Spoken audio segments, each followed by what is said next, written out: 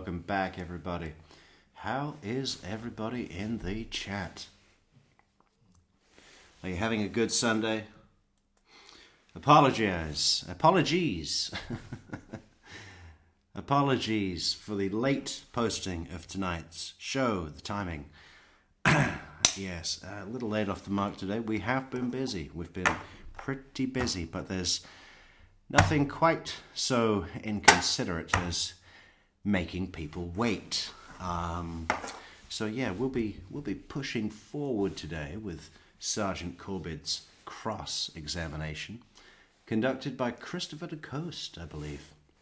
Some people like him, some people hate him, some people like him sometimes, mainly when he's beating the shit out of Wendy Adelson on the stand. I don't know a single problem who has a problem with that. But what did we watch him do the other day? Isom. Did we watch him do Isom? I think we watched him do Isom, and bless Isom. Just wanted to get out, just wanted to get home, go and retire. Biggest case of your career falls into your lap, and you blow it, and you're bound to the courts for the next, a good chunk of your retirement, to be honest. I mean, he retired in 2017, so it's been 8 years. He'll be back. He'll be back this summer. Just 1 second, guys. We've got to get our connection to these headphones here. How do we do that? I think I have to take them off. We take them off. We put them in the box.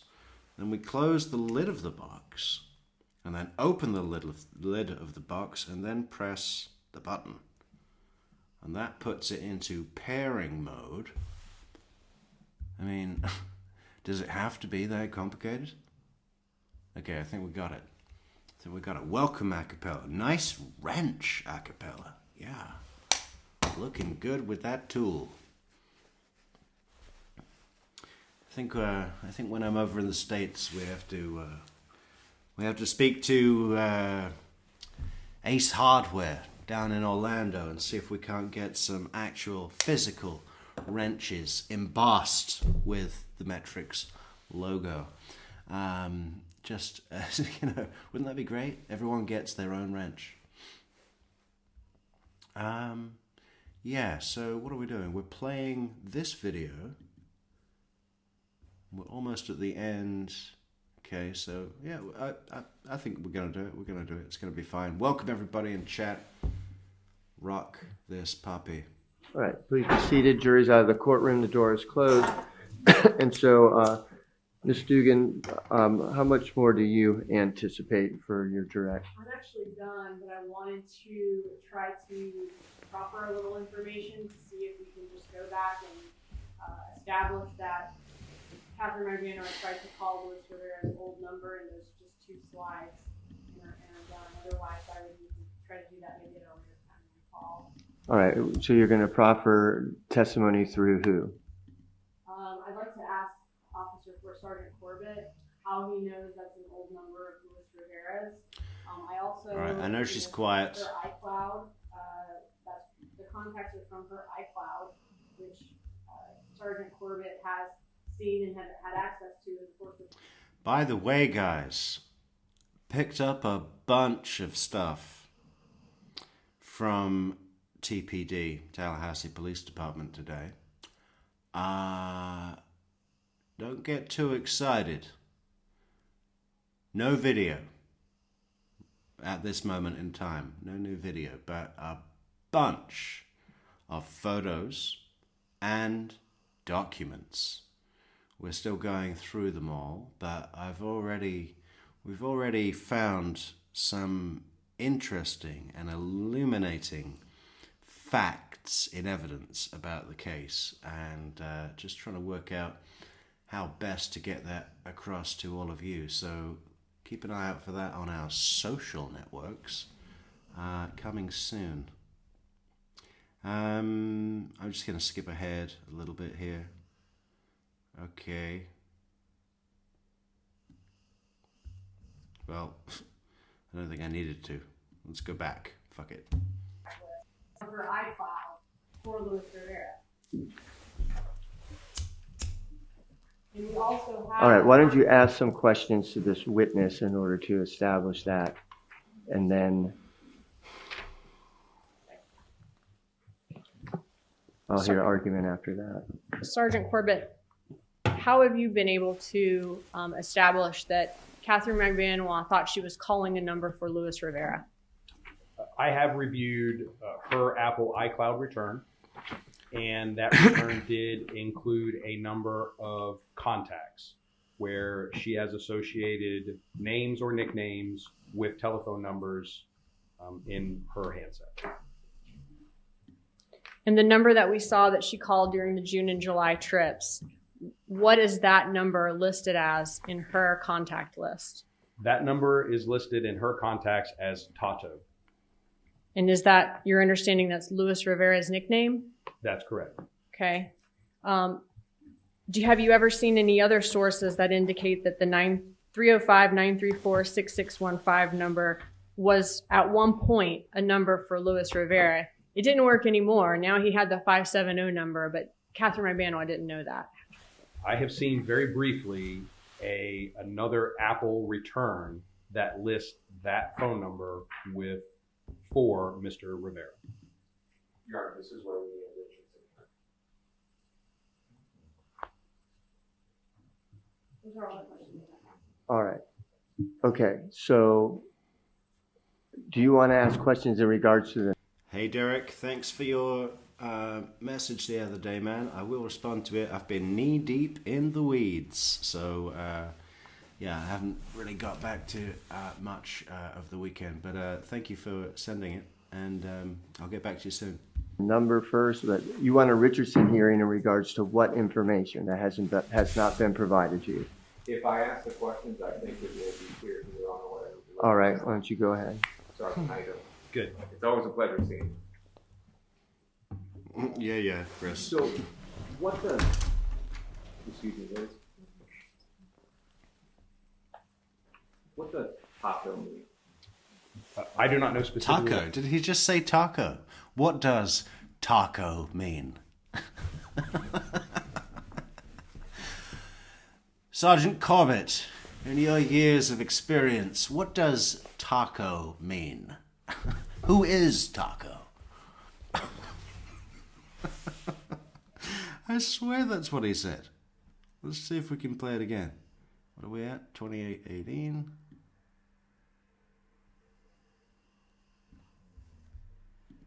That lists that phone number for Mr. Rivera. Your Honor, this is where we need Richardson.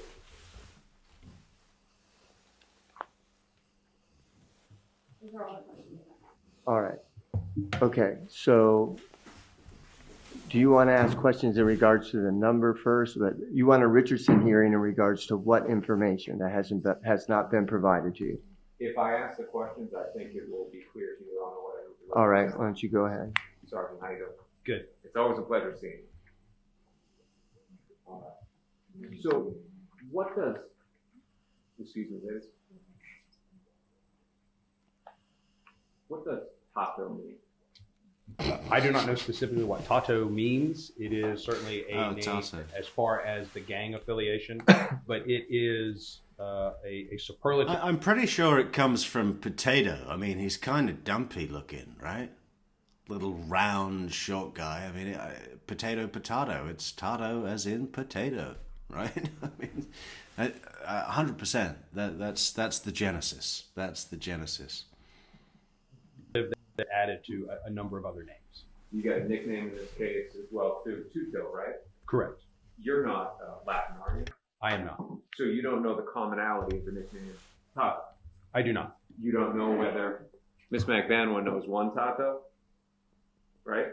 That's correct. 6 Tatos, Correct. 3 Tutos, Correct. and a partridge in a pear tree, right? You don't know that. And a partridge in a pear tree, right? What is he doing now? This is strange. I know that the audio might be a little low, guys. It's on 200%, and he's not mic'd up, but I can hear it. I hope you can too. I do not. So you cannot conclusively say that her saving that number in was indicating that it was Luis Rivera. That's correct. In fact, you've had this situation with other. Yeah, right, Offren. I mean, it was a choice, when he was a kid, it was a choice between Tato or my Spuddy Buddy, right? Phone numbers in this case, right? Anthony Ortiz's phone number of 305-896-3720. You said that Miss Magbanua had saved as Anthony Ortiz, right? No, she has saved as Jessica Rodriguez. Golfer girl. Jessica, Laura, I believe how you doing? it's Jessica parentheses Flocka. Okay, so I want to make sure that this is clear for the court. In your slide, you had a number ending in 3. Flocka is Slim? Amy? Is that right? 3720, and next to it you had Anthony Ortiz. That's correct. But you're telling me that Miss Magbanua had it saved under somebody else's name, Jessica Flocka Rodriguez. Not Rodriguez, just Jessica Flocka. And you understand that to be Jessica Rodriguez. By the same token, I assume she knows a number of Jessicas. All right. So now you were talking about Apple documents that you've seen. I'm going to show you what I've had for a while here. You know what a 302 is, right? I've heard of it, yes. And have you seen this 302 before?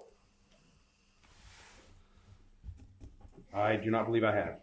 Okay, now in this 302, it says that Investigator Isom provided Agent Sandberg the return, which I have, from Apple.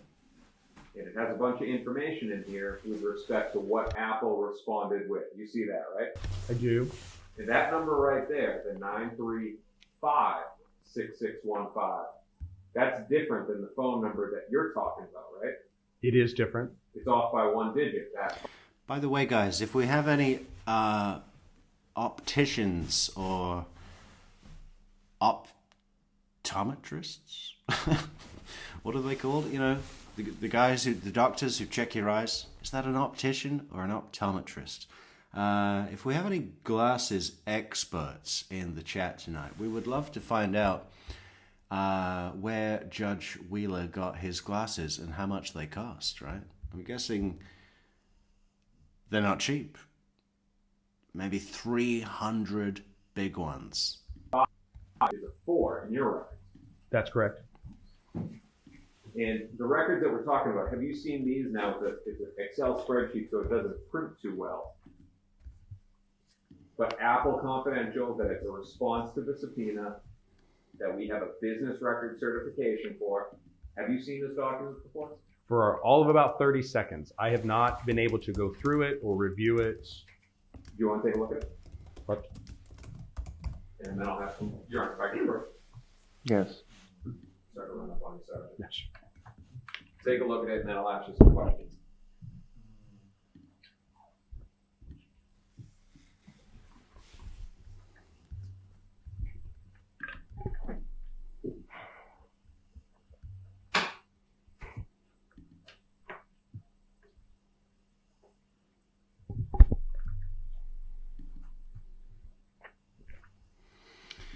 What do we think about the placement of his lapel badge? Is that well placed, or should it be a little bit more in the middle? I guess it's appropriately placed.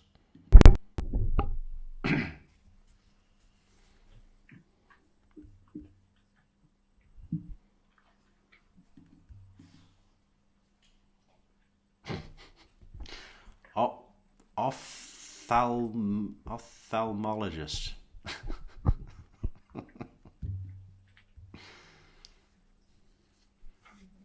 Optometrics. Love it, Angie.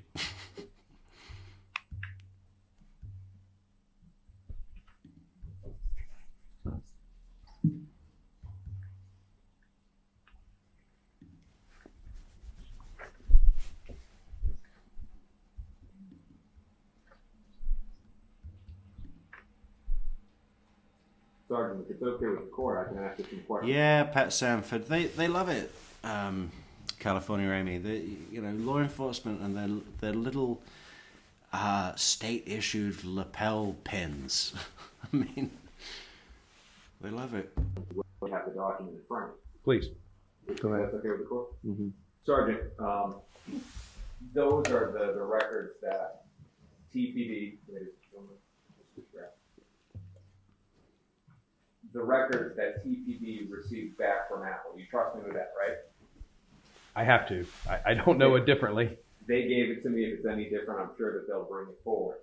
You, as the sergeant in the technical operations unit, you don't know whether the information in that document that came from Apple, whether that's user-entered information or system-generated information. Do you understand my question?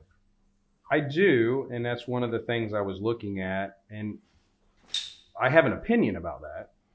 You go ahead. And obviously, Wow. Cape May, New Jersey. Welcome, Cape May.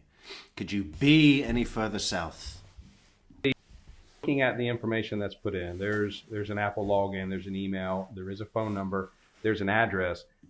The address 11750 NE, which is in lowercase, 16 Ave in lowercase.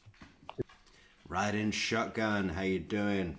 Be sure to check your Discord messages tomorrow, girl. Important update coming your way. Is not a grammatically correct, or I would assume to be a computer generated syntax for an address. So you would agree with me that systems many times can cause things to be lowercase, correct? It could be case sensitive. It can be, yes. Now the information itself, it doesn't. Now you're giving the address and you're giving 11750 lowercase ne. Obviously you're looking at something different, but 16 Ave, it's not changing around the characters. It's just making them lowercase, right? Correct. It's not changing an A to a B or a 5 to a 4. It's not. In some places, NE is just NE. In others, it's N period, E period. And again, in lowercase, which it would appear to be more user inputted, but I do not know that for certain. You would agree with me that it would be speculative, that you're speculative. I am, yes. All right, it's not an expert opinion to say whether it is in error because it was human entered, or that it's a matter of a different system dredging information from different places and it getting a little bit confused. All I can say is the information that I have in front of me right here, I could not determine one way or the other. I want to make an example of what I'm talking about dredging. You know what NCICs are, right? I do. That each jurisdiction throughout the country, and each county has their own, they have their own program for organizing files, right? Yes. And then there's a national system that will pull that information and then put it into one form. But because each county has a different software system, sometimes it looks a little bit different. You agree with me on that? Well, in theory, an NCIC, FCIC terminal, the entries should be standardized, but I'm certain that the amount of detail and narrative portions would be different from different jurisdictions. Let me give you an example. Chicago, you get a felony for grand theft. It could be spelled out grand theft. You pick one up in Sacramento, California, it could be grand TFT, right? Sure. Okay. That could be going on here. It could be. All right. But you just don't know. I do not. But the document that we have in front of us is for a different phone number associated with Louis Rivera's name. That is correct. That's all I have, Your Honor. Now, apparently there's a new document that we've never received, that they haven't provided in discovery, that associates Louis Rivera with the 934 number. And that's what we need to Richardson here. Well, he's testifying that comes from his investigation in the iCloud and through documents that have been provided to you. Did you have all the iCloud documents from your own client that the state received, correct? We have iCloud data from a phone that was collected in 2016 for a phone number that's saved under somebody else's name. My face is on Discord, Angie. Are you on Discord? Join Discord on the link in the description. But yeah, we do have a camera now, so we're just seeing how that production. Yeah, but we'll be doing FaceTime streams soon. For sure. they've now presented information that it's somehow associated with Luis Rivera. Correct me if I'm wrong, if the court's okay. No, I don't need to hear anymore. The information that you received from this 934 number as opposed to a 935 number that was the subject of the warrant to the search warrant to Apple, or the subpoena to Apple for those records.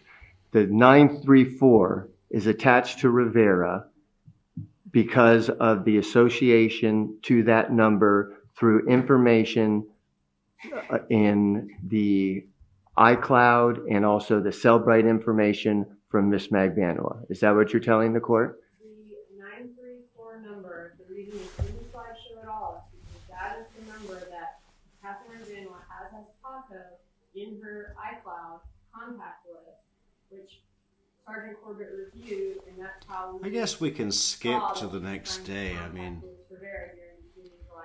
all right. Did you ever solicit records from Apple in regards to this 934 number? I don't know the answer to that. The iCloud was amended. Hi, Rayanne. Or was it just the 935 number? That is what I see here, the 935 number. These were the records that were... No, I will to see that mug. What mug? My mug? We should put my mug on a mug. And a t-shirt. Hey, actually, I've never actually thought about that. That would be pretty cool, actually. Received from Apple. Is that correct, Ms. Kaplan? I don't know where the defense exhibit came from, Judge. I know where the state's information came from. Deb which is H. A CD containing contents of Catherine Magbanua's iCloud from Cellbrite, which was provided on July 16, 2019. We got a bunch of Cellbrite information today, guys. Official police records. Whole bunch. It's kind of disappointing that there weren't videos in this big folder with all the evidence in it. But there's a bunch of photographs and there's a bunch of documents, and some of them are pretty interesting, actually. And I personally had never seen some of them before. So, you know, that's cool. At 3:07 p.m. All right. So you have provided that to the defense. Yes, sir. And you have reviewed that, and that's where you're reaching your conclusion in regards to that is potentially a number associated with Luis Rivera. It is from Miss Magbanua's iCloud return that the contact for Tato has the 934 number. Yes, All right. You're on the Dr. Rivera. No, I've heard enough. Richardson, the document's right there. They haven't given it to us. That's what they're using. It's right there. His information is coming from the records he's reviewed that he has provided for you. I don't know what that is referred to. I don't even know if that's work product or what you're referring to. But the information where he's getting his information, where the witness is getting information, is what is important to the court. And if he's getting it from information that has been provided to you already, then there's no discovery violation and there's no reason to do a Richardson hearing in the first place. So it's going to be admissible. I'm going to bring the jury back in. I'm going to allow the questioning on that one particular item, which will last approximately what, Ms. Stugan? 2 minutes. All right. And then we're going to conclude for the day. We'll bring him back. I'm sorry, but we're going to have to bring him back for another day, and on Monday, and then we'll start with the cross-examination, because I take it your cross-examination is going to be longer than 5 minutes. Yes, and I can tell you, Your Honor, that if allowed the weekend, it will be a lot more streamlined because it will be organized. All right, I appreciate that. So we'll break then at that point, and then we'll just get a few matters cleaned up after the jury's out, and then we'll all be breaking for the weekend at that time, okay? Yes, Your Honor. All right. May at some point I have, and I'm not trying to argue the court rule, but access to the record concerning the document that the government showed me this morning that is the response to a subpoena from Apple or the other phone number that we've never got.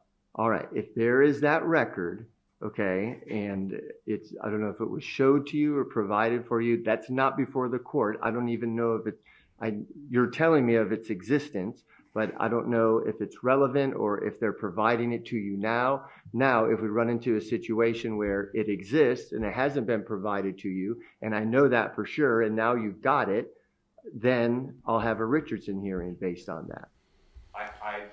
Mr. Reed came over and showed it to me. All right. I mean, you know, whether we're going to have a Richardson hearing now or in the future, you know.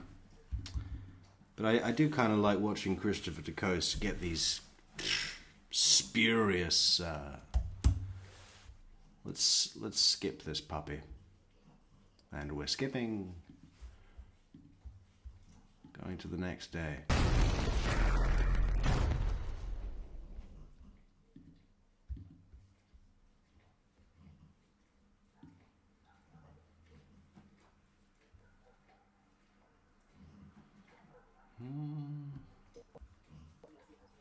They are only experts to ensure that that's the cost of they and the content and nature of the state county will be reported out. All right. Do you have an order prepared for me, Ms. Kappelman? No, sir, I'll work on that. Okay. If you can get an order for me, I think let's at least get them translated, and then I still haven't made a ruling in regards to their admissibility. But let's also have a Richardson hearing at this point to see how we're going to proceed in that manner. So, Ms. Kappelman, do you want to make any argument in regards to, I mean, we've been talking about these substantive, but now it's whether or not they'll be admissible based on the three-prong analysis in Richardson. So do you want to make any argument? Was it willful or inadvertent, trivial, substantial, and what's the prejudicial effect? I know that we don't have some of these translated. Yeah, I think. All right, Judge, let's I'd wait rather until we get wait. them translated, and I think we probably know. I just don't. Has Georgia got a touch of shark skin today? We've got a shark and a frog on the prosecution table. But don't take that wrong, you know. Frogs can be dangerous, especially those guys they got down in the Amazon. To forget to do that because that is required. And Judge, may I provide one more case to Your Honor for consideration on the falls? This is McWaters, v. State, 36-7, McWaters? 36-13 from Florida Supreme No one's Court. called McWaters. Go on, is that a name? It's McDonald or McPherson or, no one's called McWaters. I'm looking it up. McWaters?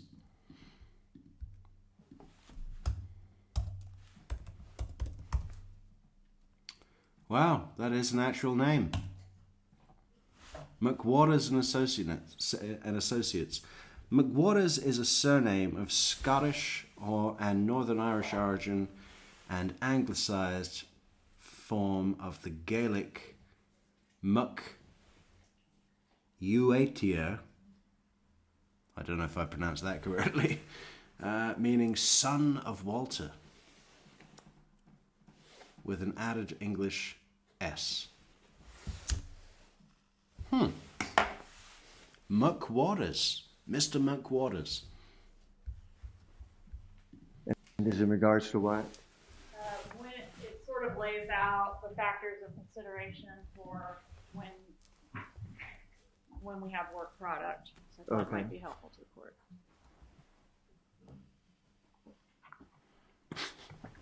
Muddy McWaters. All right, let's get those translated, and then once we know the substance of them, and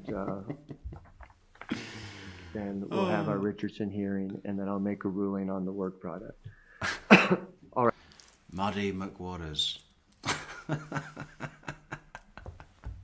All right, what about, let's also quickly address, we had an issue on Friday in regards to a document that had been, I guess it was a subpoena to Apple as to whether or not that had been provided to defense. Did we get some information on that? Ms. Kappelman, you had mentioned that that had been provided to the defense at one period Yes, of Your time. Honor. Ms. Dugan is prepared to call Investigator Newland to testify about when and how those documents were provided.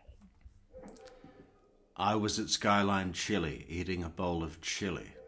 I just love that line. It'd be really weird if he was at Skyline Chili eating a bowl of not chili. Right? You would assume that you go there for the chili, right? Has anyone ever been? I think it's a chain, right? Skyline Chili. Let's look it up. Let's go to the Googles. What can we get? We checked out the Melting Pot the other day. That looked like a fucking waste of time.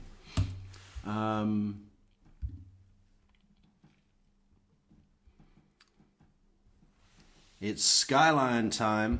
Okay, they seem to like putting large amounts of grated cheese on everything. Check this out.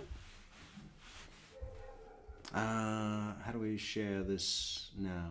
We go here and we add the thing, browser, chili.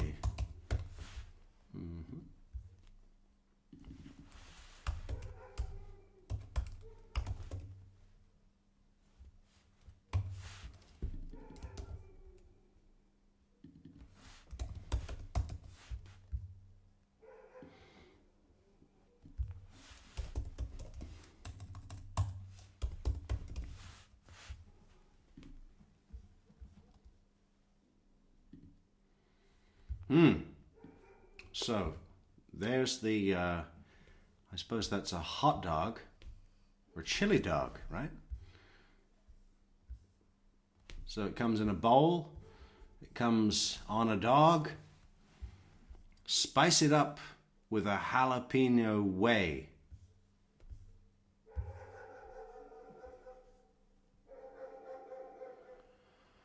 Nachos are back. Skyline breakfast now available.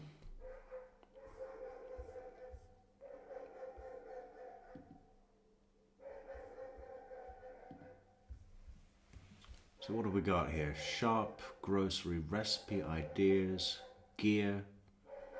I just want to know about the menu. The menu, really.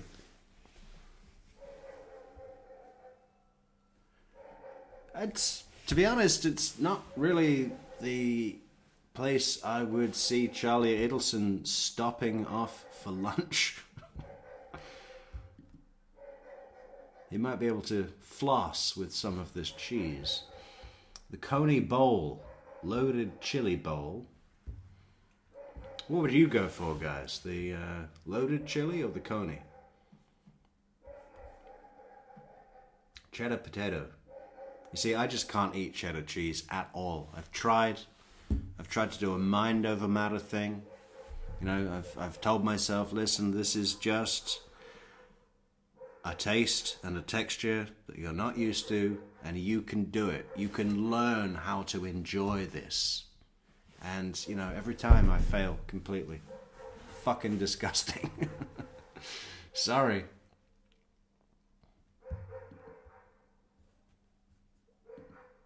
So we can't click on it. What does it say? Is that all they have? I mean, fuck. Oh no, look. Kids Paschetti. Yeah, ha ha ha. That's so hilarious.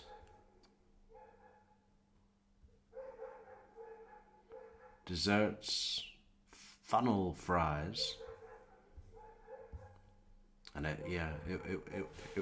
it wouldn't be classic American fare without a fucking army of various soda beverages. I'll take the iced tea at the far left, I guess. You know, I like Fanta. Dr. Pepper tastes different in North America than it does here. And they don't have any... Where's the Arnold Palmer? You're going to have all that and not Arnold Palmer? The fuck? Okay. Well, it doesn't look great, to be honest. I might even rather go to the melting pot.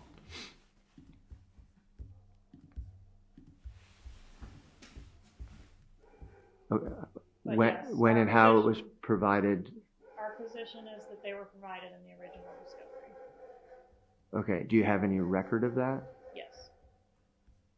We have a copy of the original discovery electronically certified by the clerk of court, indicating that Apple records, 1 USB drive, 1 CD, and 1 Blu-ray were provided to the defense on May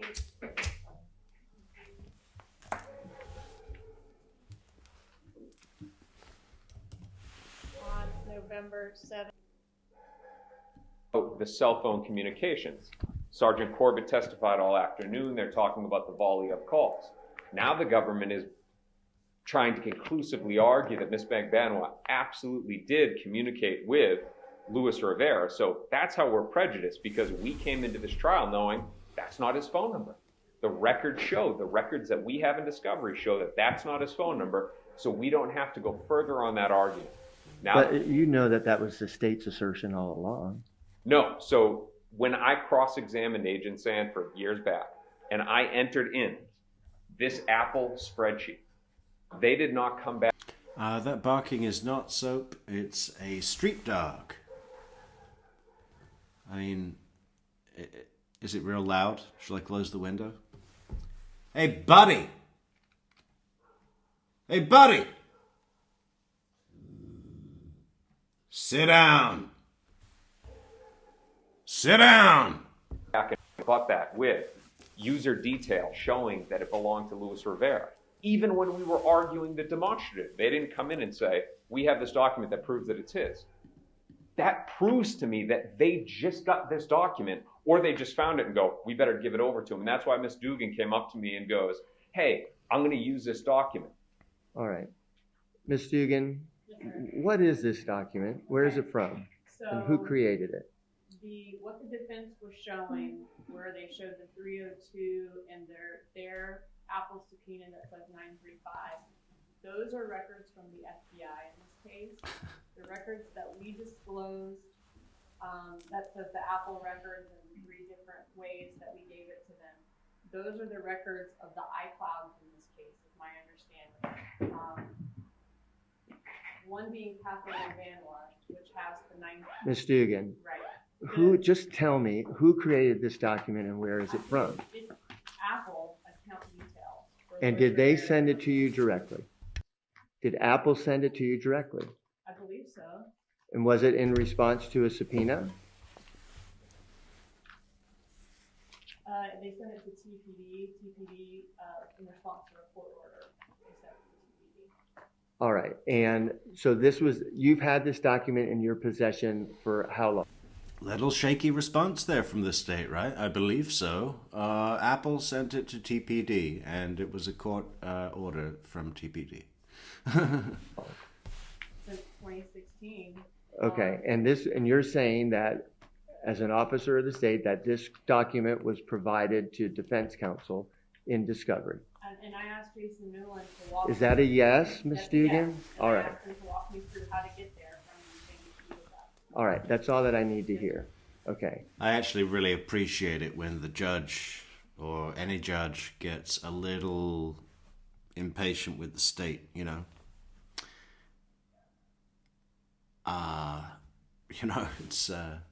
It's important. It's important that they do that, and that they're held to the same standard as some charlatan defense attorney. I'm not finding that there is any discovery violation. The state has represented as an officer of the court that they have provided this document to you. I know you say that you haven't seen it and that there was some interaction that you had with Ms. Dugan prior and therefore you're assuming that it was never provided to you, but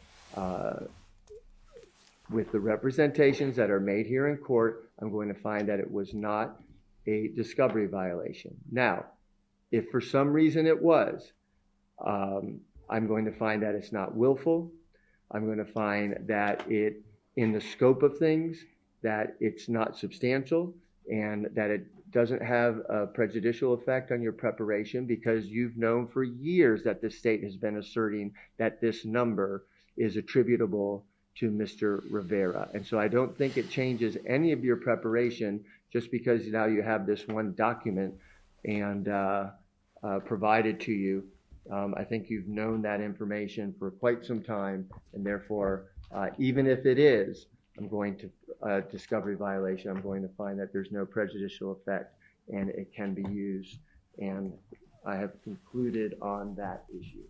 Your Honor, if I can make an ora tennis motion for the government to give me the subpoena that apparently was sent to Apple for these records. They didn't say it was by a subpoena. It was through TPD, through a court order, is what Mr. Dugan represented. Then I would ask for the court order for those records. We do not have that. I am. Thank you for the super chat. 100% positive that we do not have any information beyond that one page for this item.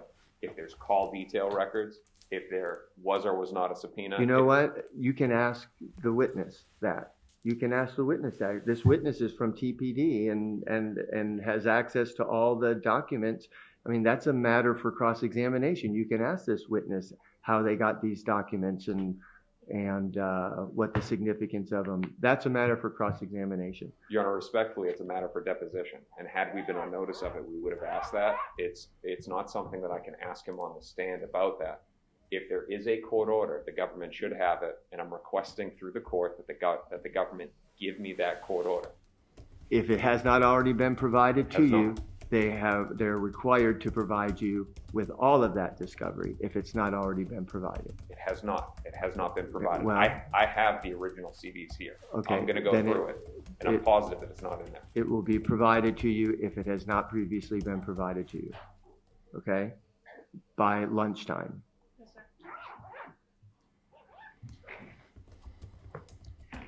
All right.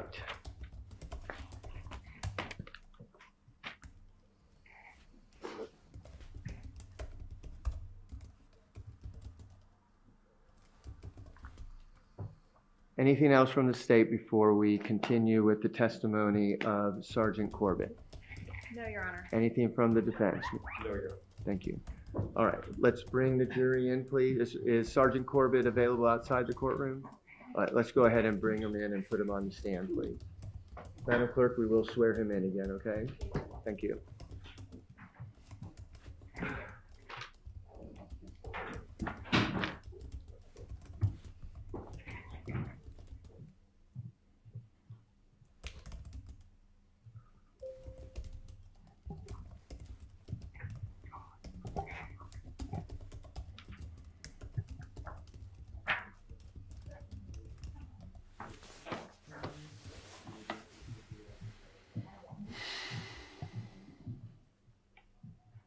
Morning, Sergeant. We're just going to have a seat, and then once the jury comes in, we'll swear you in at that time, okay?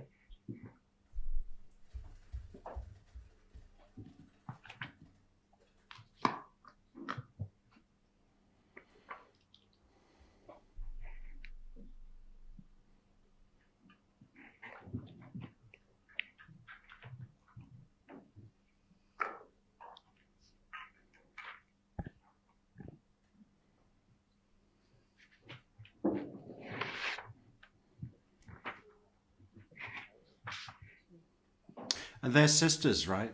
The third attorney is Tara Kawas's sister.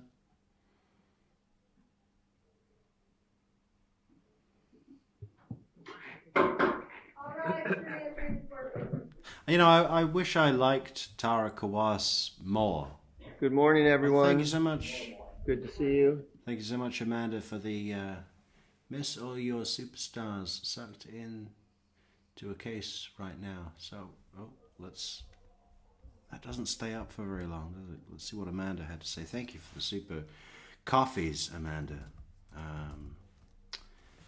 What did Amanda say? What did Amanda tell us? Amanda told us.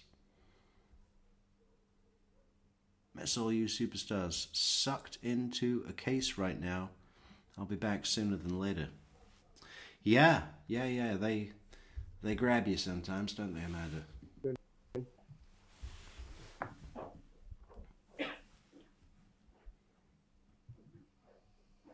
Good morning to the back row there.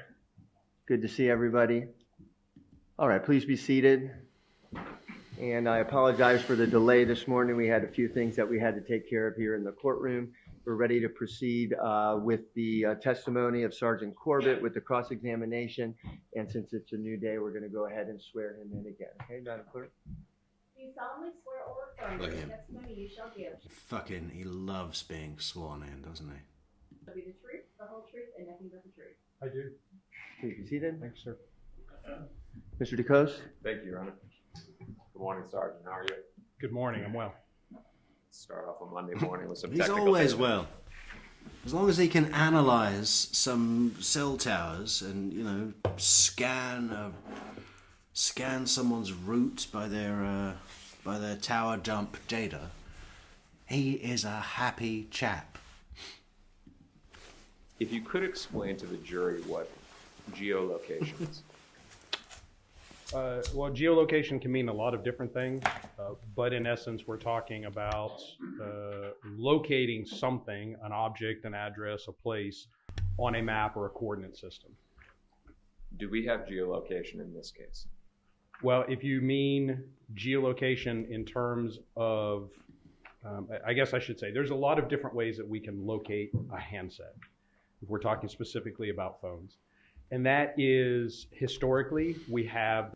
Welcome back, Matthew K. Tara Kawas, all sizzle, no steak, right? I mean, I couldn't agree more. I can smell the steak.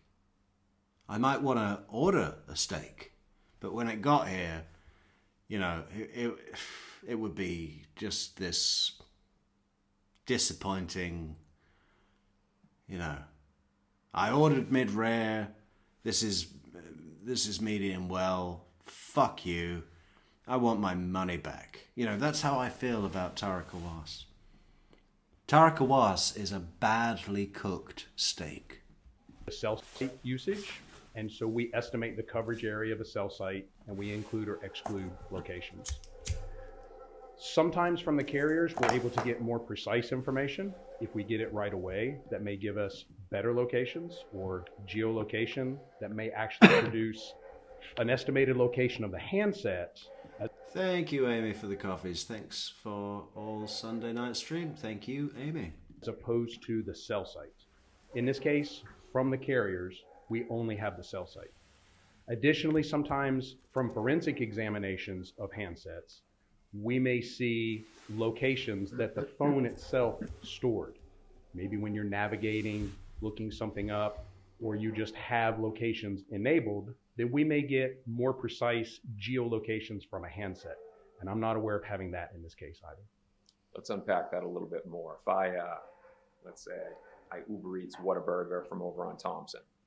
The way my Uber Eats driver is able to find me is that my phone has geolocation, right? Your phone has the ability to locate itself through GPS satellites, Wi-Fi networks, cellular networks, a variety of different resources. Yes, your handset can determine its location to a fairly high degree of accuracy. To deliver the food directly to me, right? Yes. And it's the same thing with, you know, in my phone, if I want to drive there myself, I mean, I know the route, but I put it in my maps and I go over there. Geolocation is precise, correct? Well, again, the term geolocation is very general. There is very precise location information that can be developed from a handset, if that answers the question. Okay, and that's different than what we have in this case, which is call detail records, correct? Some forms of call detail records do have that more precise information, but what we have here, then yes, it is more accurate than what we have. And you'd agree with me that what we have here through our call detail records are giving estimates of locations. No, they're given exact cell site locations. We're the ones estimating or doing the analysis to say that an address is included or excluded. So let's keep going on that topic. Geolocation gets you to the person. It's a little bit more precise. Call detail records put you in the vicinity of an area, correct? That'd be fair, yes. All right. And that vicinity can be, it's not feet. I mean, we're talking, it can be, a mile. Yes, absolutely. Okay. And if my food delivers a mile away, I'm not getting it, right? You're not. All right. So let's now talk about cell sites. What do you think Sergeant Corbett gets for Christmas presents from his family? It's going to be some tech, isn't it? A scanner or, some sort of digital compass. You can just tell he's a facts man. He loves the facts. He loves tech facts, telecom facts. That was the case when you talk. You're the expert. You're going to have to explain it to me like I'm a 7-year-old. All right. So when you have a cell sites are the antennas, the equipment, right? Yes, a cell site generally refers to the location. That may be a tower, it may be a structure, it may be a building. And then yes, the antennas and the radios and all the infrastructure that it takes to actually produce that radio signal for the handsets to use. Okay, so that's what you mean when you refer to it as a tower, right? Yes, I always refer to it as a site. As I mentioned, it's not always a freestanding tower, so I will refer to them as cell sites. We'll do it as cell site. So these cell sites, and there's cell sites all over the place, correct? There are, yes. And the cell sites, some of them being towers, those are the ones that we see, they kind of look like a tree. Yeah, the Rick Moranis head contraptions and devices to scan things. I mean, I could just imagine him running out of the house on Christmas morning to go and scan a tower. Huge head contraption. He can't get on a bus because he won't fit through the fucking door. There can be disguised, where yes, they do look like a tree. Sometimes they are that traditional metal structure tower that you envision with a cell site. Sometimes they're merely a pole. They come in a variety of forms. All right.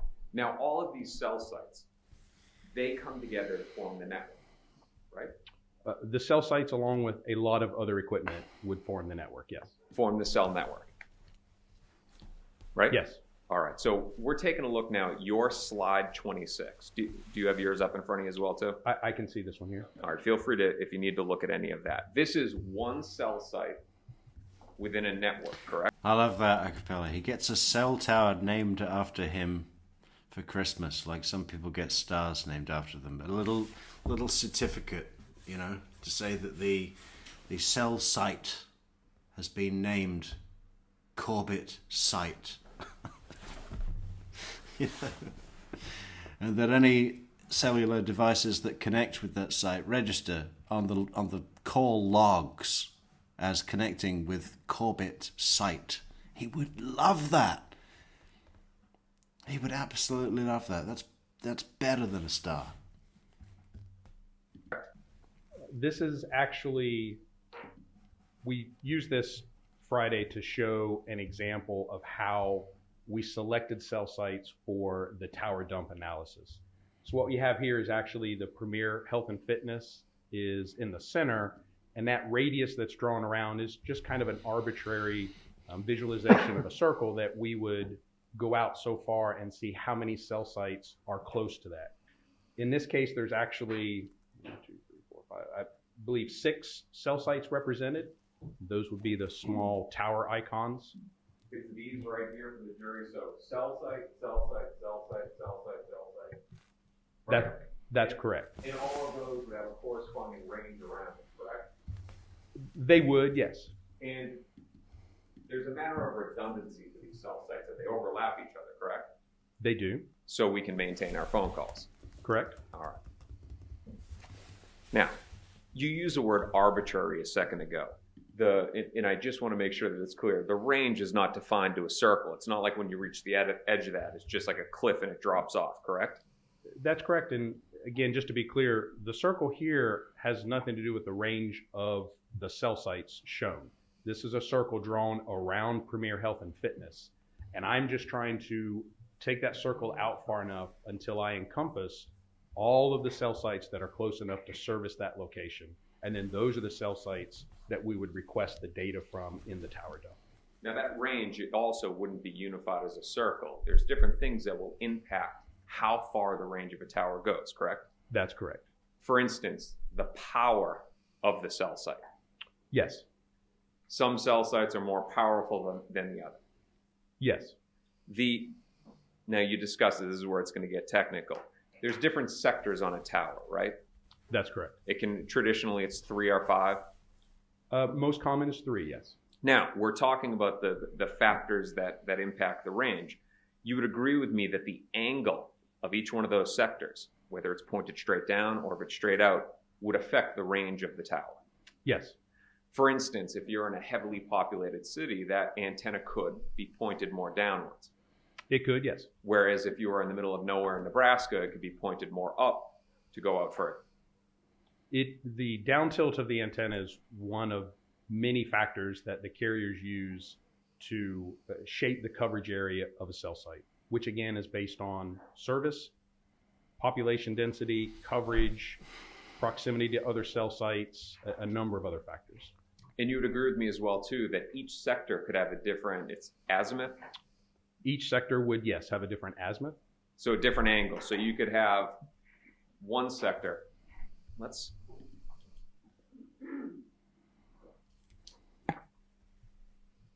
If we were to break this up into 3, so make it a piece symbol, right? You could have the lower sector pointed more downwards, the upper sector pointed more up, correct? Yes, and we may have crossed terms here. Each sector will definitely have a different azimuth. It will be pointed in a different direction. Each sector may also have a different down tilt or angle of the actual antennas, and that could be more down or up, again, to help direct where that radio energy flows. Now, we're really focusing here on range, so it's not, this defined circle. Other things can impact it, like buildings, right? Correct. If you have a populated city like Miami where you have a lot of buildings, that could impact the range of an individual tower. It can, yes. It probably more affects a handset's ability to see the tower than for the tower to actually propagate. But yes, buildings are definitely a factor. All right. And if you were in another state, potentially mountains. Yes. To determine the true range of a cell site, again, not this circle, to figure out the true range, that's called radio frequency mapping, right? It can be, yes. Was any radio frequency mapping done in this case, either in Tallahassee or in Miami? It was not. What? Are you kidding? It was not. This guy eats radio frequency mapping for breakfast, right?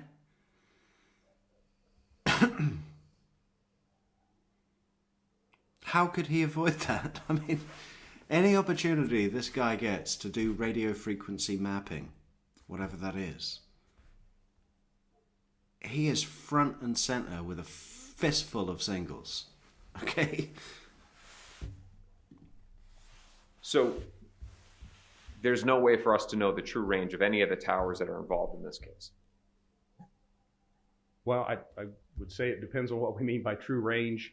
We look at an effective coverage area of a cell site and a sector. Again, for that very general analysis, this location consistent with being serviced by this particular cell site and sector. So many. You'd 100%. If you were the cops, right? Can you imagine how coveted this guy's this guy is? His experience, his knowledge, his passion. I mean, what a guy to have on your team. Sergeant Corbett. Call Sergeant Corbett. He'll know. He'll obviously know. Right? Any question. Any tech question, gadget question, cell site, cell tower, frequency range, the whole bag, right? He's the one that people go to. If we're going to talk about the theoretical maximum coverage area of a cell site, no, we don't have that in this case. For instance, towers, they're going to overlap. To some degree, yes. Yeah. The other true range of a site, the power. Do you have the power of any of the cell sites that were used in Miami? I do not. The antenna angle for any of the sectors of any of the cell sites? Do we mean azimuth or the down tilt? Azimuth is a big word. Let's use down tilt. I do not have the down tilt. We certainly have the azimuths. We know the direction that those sectors are oriented. All right, but you don't have the down tilt. That's correct. Ah, all right. So azimuth is on the horizontal axis? Yes. All right, and then down tilt is on the... So, and then radio frequency mapping, you don't have that for anything in Miami? That's correct. About call detail records now. You would agree with me that it's an estimation on location. It is an estimation on location. Of the handset, not of the person. Correct. Basically, you're saying that the handset could be somewhere within the area. That's correct. All right, I'm going now to your slide 46. You did this and discussed that this was the potential path of travel. Acapella says he's probably absorbed so much radio frequency, electromagnetic radiation by now that he's secretly a superhero. Exactly, Acapella. And impotent. Completely impotent. So not only is his wife completely alienated, she's beyond frustrated. She doesn't even get the goods, right? It's all over for this guy, okay? Comfort rent-a-car, right? That's correct. With your call detail records, you're not able to say that's the exact path that was taken, correct? No, it's not. Yeah, thank you, Jane, for the super chat. Jane liked the music that we were playing the other day, guys. Yeah, as predicted, we got completely demonetized on that. YouTube wrote to me, they were like, oh, no. This is copyright, and we're not giving you anything. Okay? So, yeah, but that's fine. That's fine. It was a throwaway episode. Glad you enjoyed it, Jane, and thank you so much for the super chat. The question asked of me was approximately how far was this from her residence. Our mapping software, our GIS software, has the ability to map routes. So this would be the most efficient route or the shortest likely distance that was traveled, but by no means would be the exact route. What we're getting at here is that call detail records and the information that you have, it's not giving you this level of specificity. It is not. Let's go back to slide 26. So I want to use some examples, and you know the cell sites well around this area, right? I do. There's what, maybe 50 people in this courtroom right now? Approximately. You'd agree with me if there's a chance that some of us are on a different cell site than others. Certainly, based on carriers, most of us have one of the three major carriers, so we would be on one of three different networks. They have cell sites located in different locations around here. And there is a chance, yes, that in one location, you could be within the coverage area of more than one cell site. So you and I right now, my phone, I'm assuming you have your phone on you right now, we could be hitting on different towers right now. Well, the first question is, what carriers are we? Even if we're the same carrier? Even if we're the same carrier, yes, it is possible we could be on different cell sites. If at lunch I go downstairs, I go out the building, I walk over to Metro Deli, you would agree with me that I could be on the same cell site, same sector. I could maintain that same cell site and same sector. Yes. I've left this building and I've walked, what, maybe a quarter mile. Yes. If instead I, go out the front, go straight across behind the Capitol building, visit a friend at the Supreme Court, I could also still be on the same tower at the same sector. You could be, yes. Let's talk about your testimony here today. You are not here to say exact locations, correct? That's correct. You're only asked to include and exclude locations. That's correct. The government asked you if a handset could, and I stress the word could, be at an address during an event, right? Correct.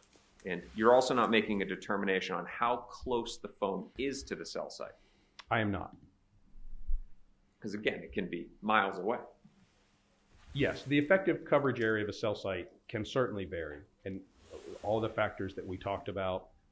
In this case, again, if you want to talk a specific location, but I'm... Hey, thanks so much, Mary Bartlett, for the coffee on buymeacoffee.com. Thank you, Mary. Great way to support the channel, guys. Link in the description, buymeacoffee.com/True Crime Metrics. always looking at, is that address serviceable by that particular cell site and sector? And if anyone's forgotten why we're here, why we're listening to Sergeant Tech Corbett, you know, we're going through the whole trial, right? The whole trial. And it's a little bit of a dry witness. I mean, it's still valuable information, right? And, you know, we're going to have to do the financial forensic analyst as well. I mean,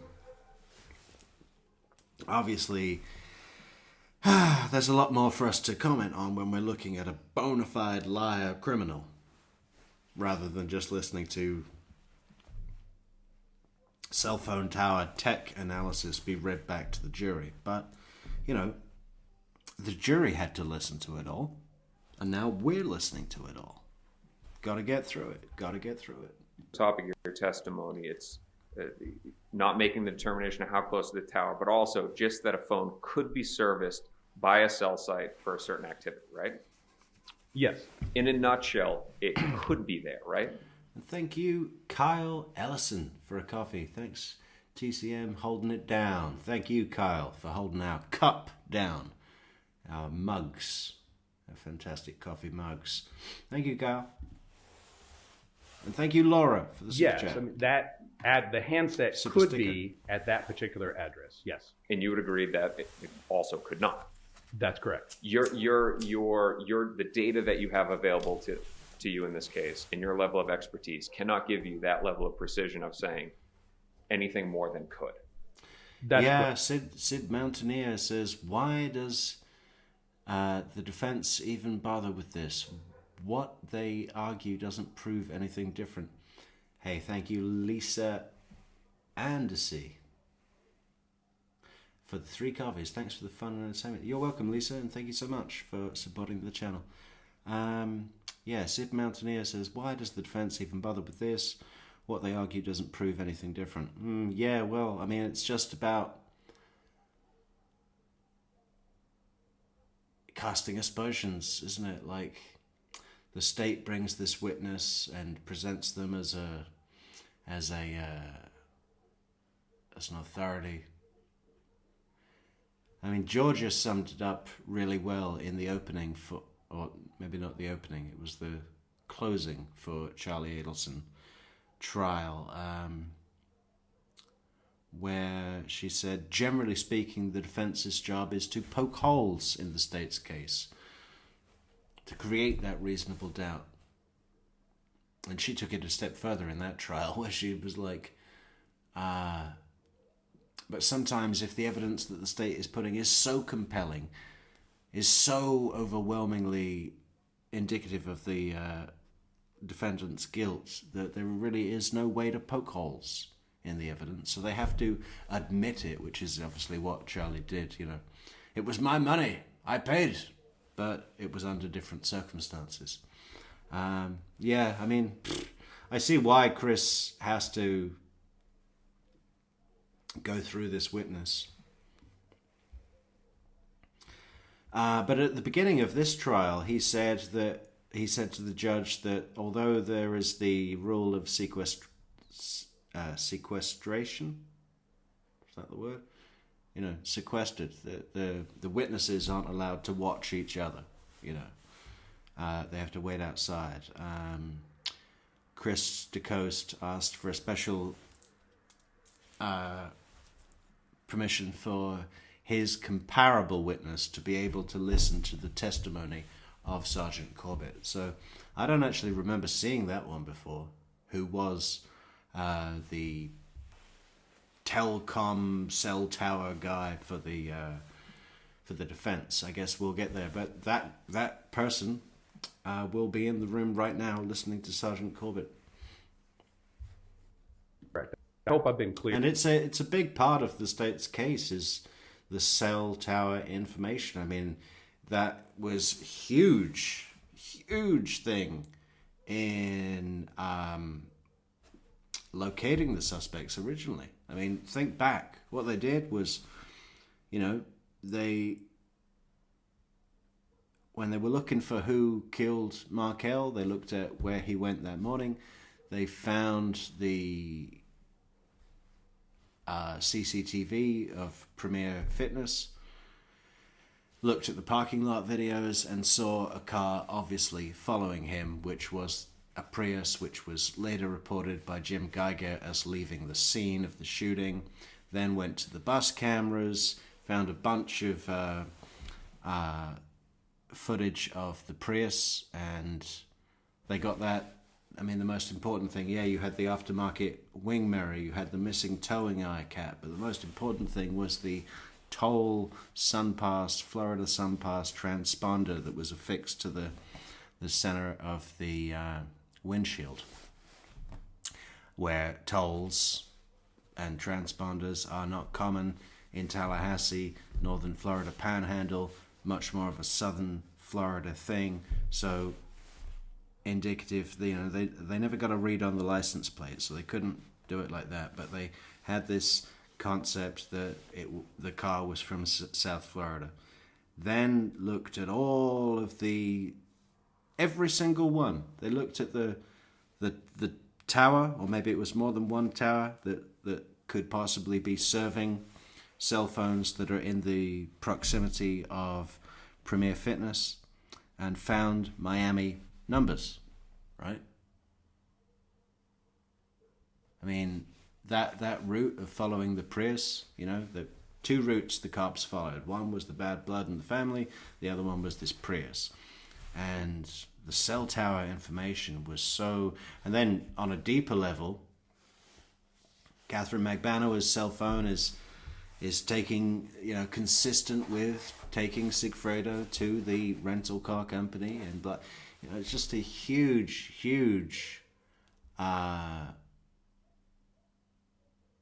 contributor to the state's case. So obviously the defense has to do something, and I think with what he's got, I mean, he's probably not doing bad. I mean, he's not really proving anything. There's nothing to prove. But,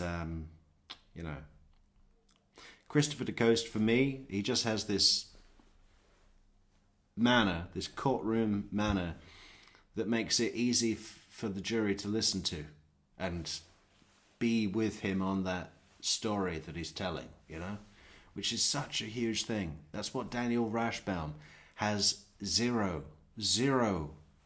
He can't do that at all. Christopher Decoste is actually pretty good at it. With the cell site, we are looking at including, excluding addresses. I'm never trying to say that a handset was at one particular address. So, and I also want to make sure that it's clear for the jury as well too, that how big these cell sites are. Again, I could be miles away from the cell site, from the tower, and still hitting on the tower, correct? You could be, yes. And at times it can be up to 6-7 miles away. It would depend upon a number of factors, primarily location. In rural areas where the cell sites are spread much further apart, then yes, you could be miles from that cell site and still communicate with it. You could be on the top of a mountain or a ridge, and therefore your handset is able to see cell sites much further away. There are a number of factors like that. But our analysis here, again, is looking at the cell site and sector that was used and determining if that address is consistent with the coverage area of that particular cell site. Thank you, Sergeant. Let's now talk about staying on the topic of location accuracy. You can't give an absolute because there's unknown variables, correct? That's fair, yes. Now, in fairness, let me ask that a little bit better. I think you knew what I was asking, but you can't give an absolute as to a person's location because of unknown variables, right?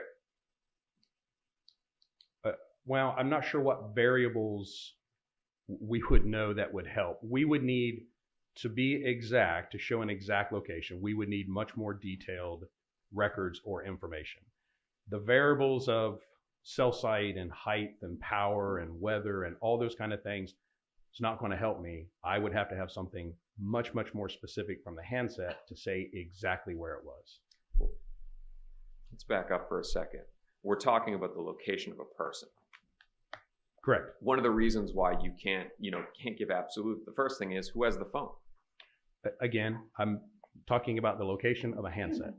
Next, the system itself. So both the cell site and the network. There are, You know, case in point here. I mean, Sergeant Corbett answered that question extremely well. You know, Christopher Decoste was like, yes, but the unknown variables that we didn't know could have affected your accuracy, couldn't they, Mr. Corbett? And those variables, as was outlined in his line of questioning just previously, were, well, if you were higher up, if you were on a mountain ridge, your handset could connect with a tower that's further away because there's less interference, there's no trees in the way, there's no buildings in the way, blah blah blah. If you were in a rural area where there were less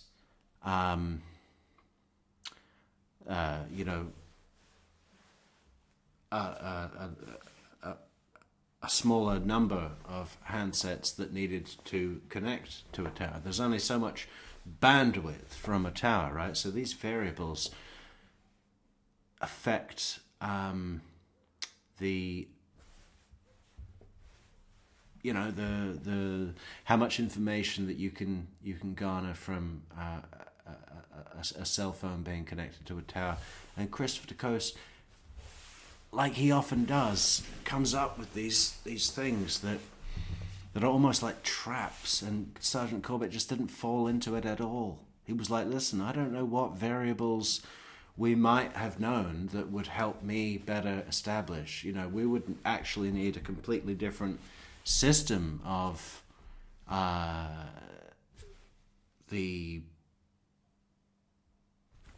the location was being specified. Knowing extra variables may or may not have helped, and it's impossible to say. I mean, he thought of that just straight on the fly. Why? Because he's a fucking expert, right? Look at him.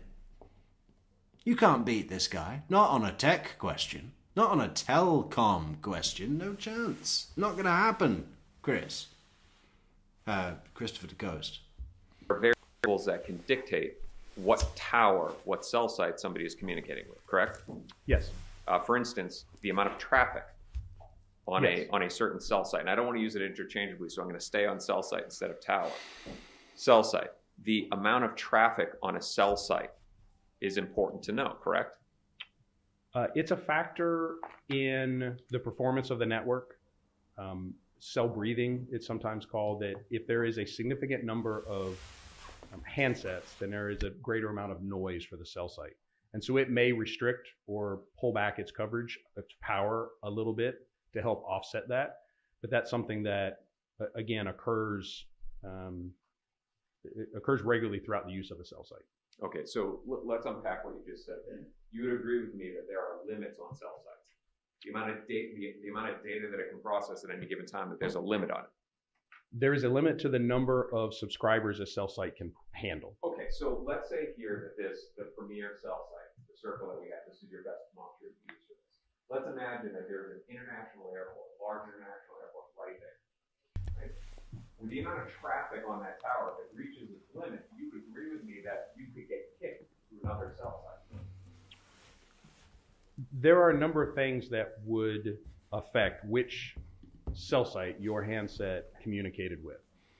Population or number of subscribers is certainly one of those. But if you were to use a different cell site, Number of what, Sergeant Corbett? Number of subscribers.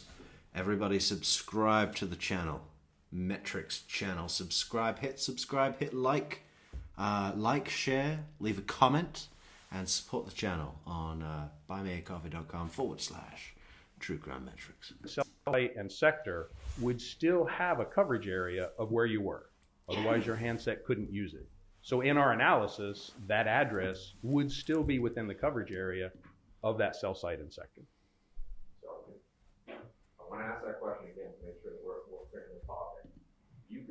I could be right here communicating with this cell site, correct? You could. Now, if this cell site has a traffic limit, and to reach that limit, it could kick me, the network could kick me to another cell site, correct? Yes, your handset could select another cell site. And it's a massively populated area. I can even be kicked to another town, correct? Another cell site. Well, there's certainly a limit to how far away a cell site could be that your handset could communicate with. The good thing is that when, in this case, Sprint designed their network, they knew that the Miami International Airport was there. And so they designed their network and their proximity of cell sites and their capacity, taking those kind of things into account. Yeah, the other thing, Sid Mountaineer says, yes, what you said, True Crime Metrix, proves that he's not only intellectually knowledgeable, but he's mentally cool, confident, and has enough experience to tell them like it is. But you know what else that he's got more than how Investigator Isom came across on the stand, for instance, is this kind of neutrality, right? He's got this. He doesn't seem, and I'm not saying that this is a bad thing for a witness to have, but he doesn't seem to be up here with an opinion about Magbanua's guilt or innocence. He's not pushing one way or the other, right? He's just reporting facts as a scientist, as a researcher, which surely does nothing but inflate his credibility. Maybe inflate is the wrong word. Broaden his credibility. Enhance, I don't know, whatever. I mean, there's the sense of a lack of bias, right? It's just facts, tech facts. You would agree with me that you could kick from one cell site to another, meaning that you're even more miles away from the cell site. There is that potential, right? We're talking about what could happen here. Yes. I'm not sure about the term kick. Your handset certainly could select a different cell site that is further away. Now, there are records on cell site limits, correct? I'm not aware if there are specific records for cell site limits. One brief moment, Your Honor.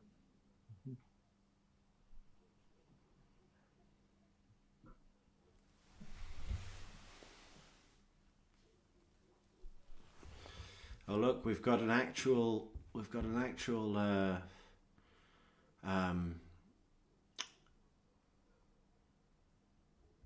person with experience here. Miriam Kamugi has worked for a cell phone company in the US for 28 years and has testified early 2000s as keeper of records. He knows his stuff. Subscribers is the right word. He uses our slang. Yeah, the jargon, right? Technical jargon. Subscribers, It's not a cell tower, it's a cell site, because they're not all freestanding towers. Some of them are attached to buildings. I mean, he's got every last detail. I really enjoy listening to him.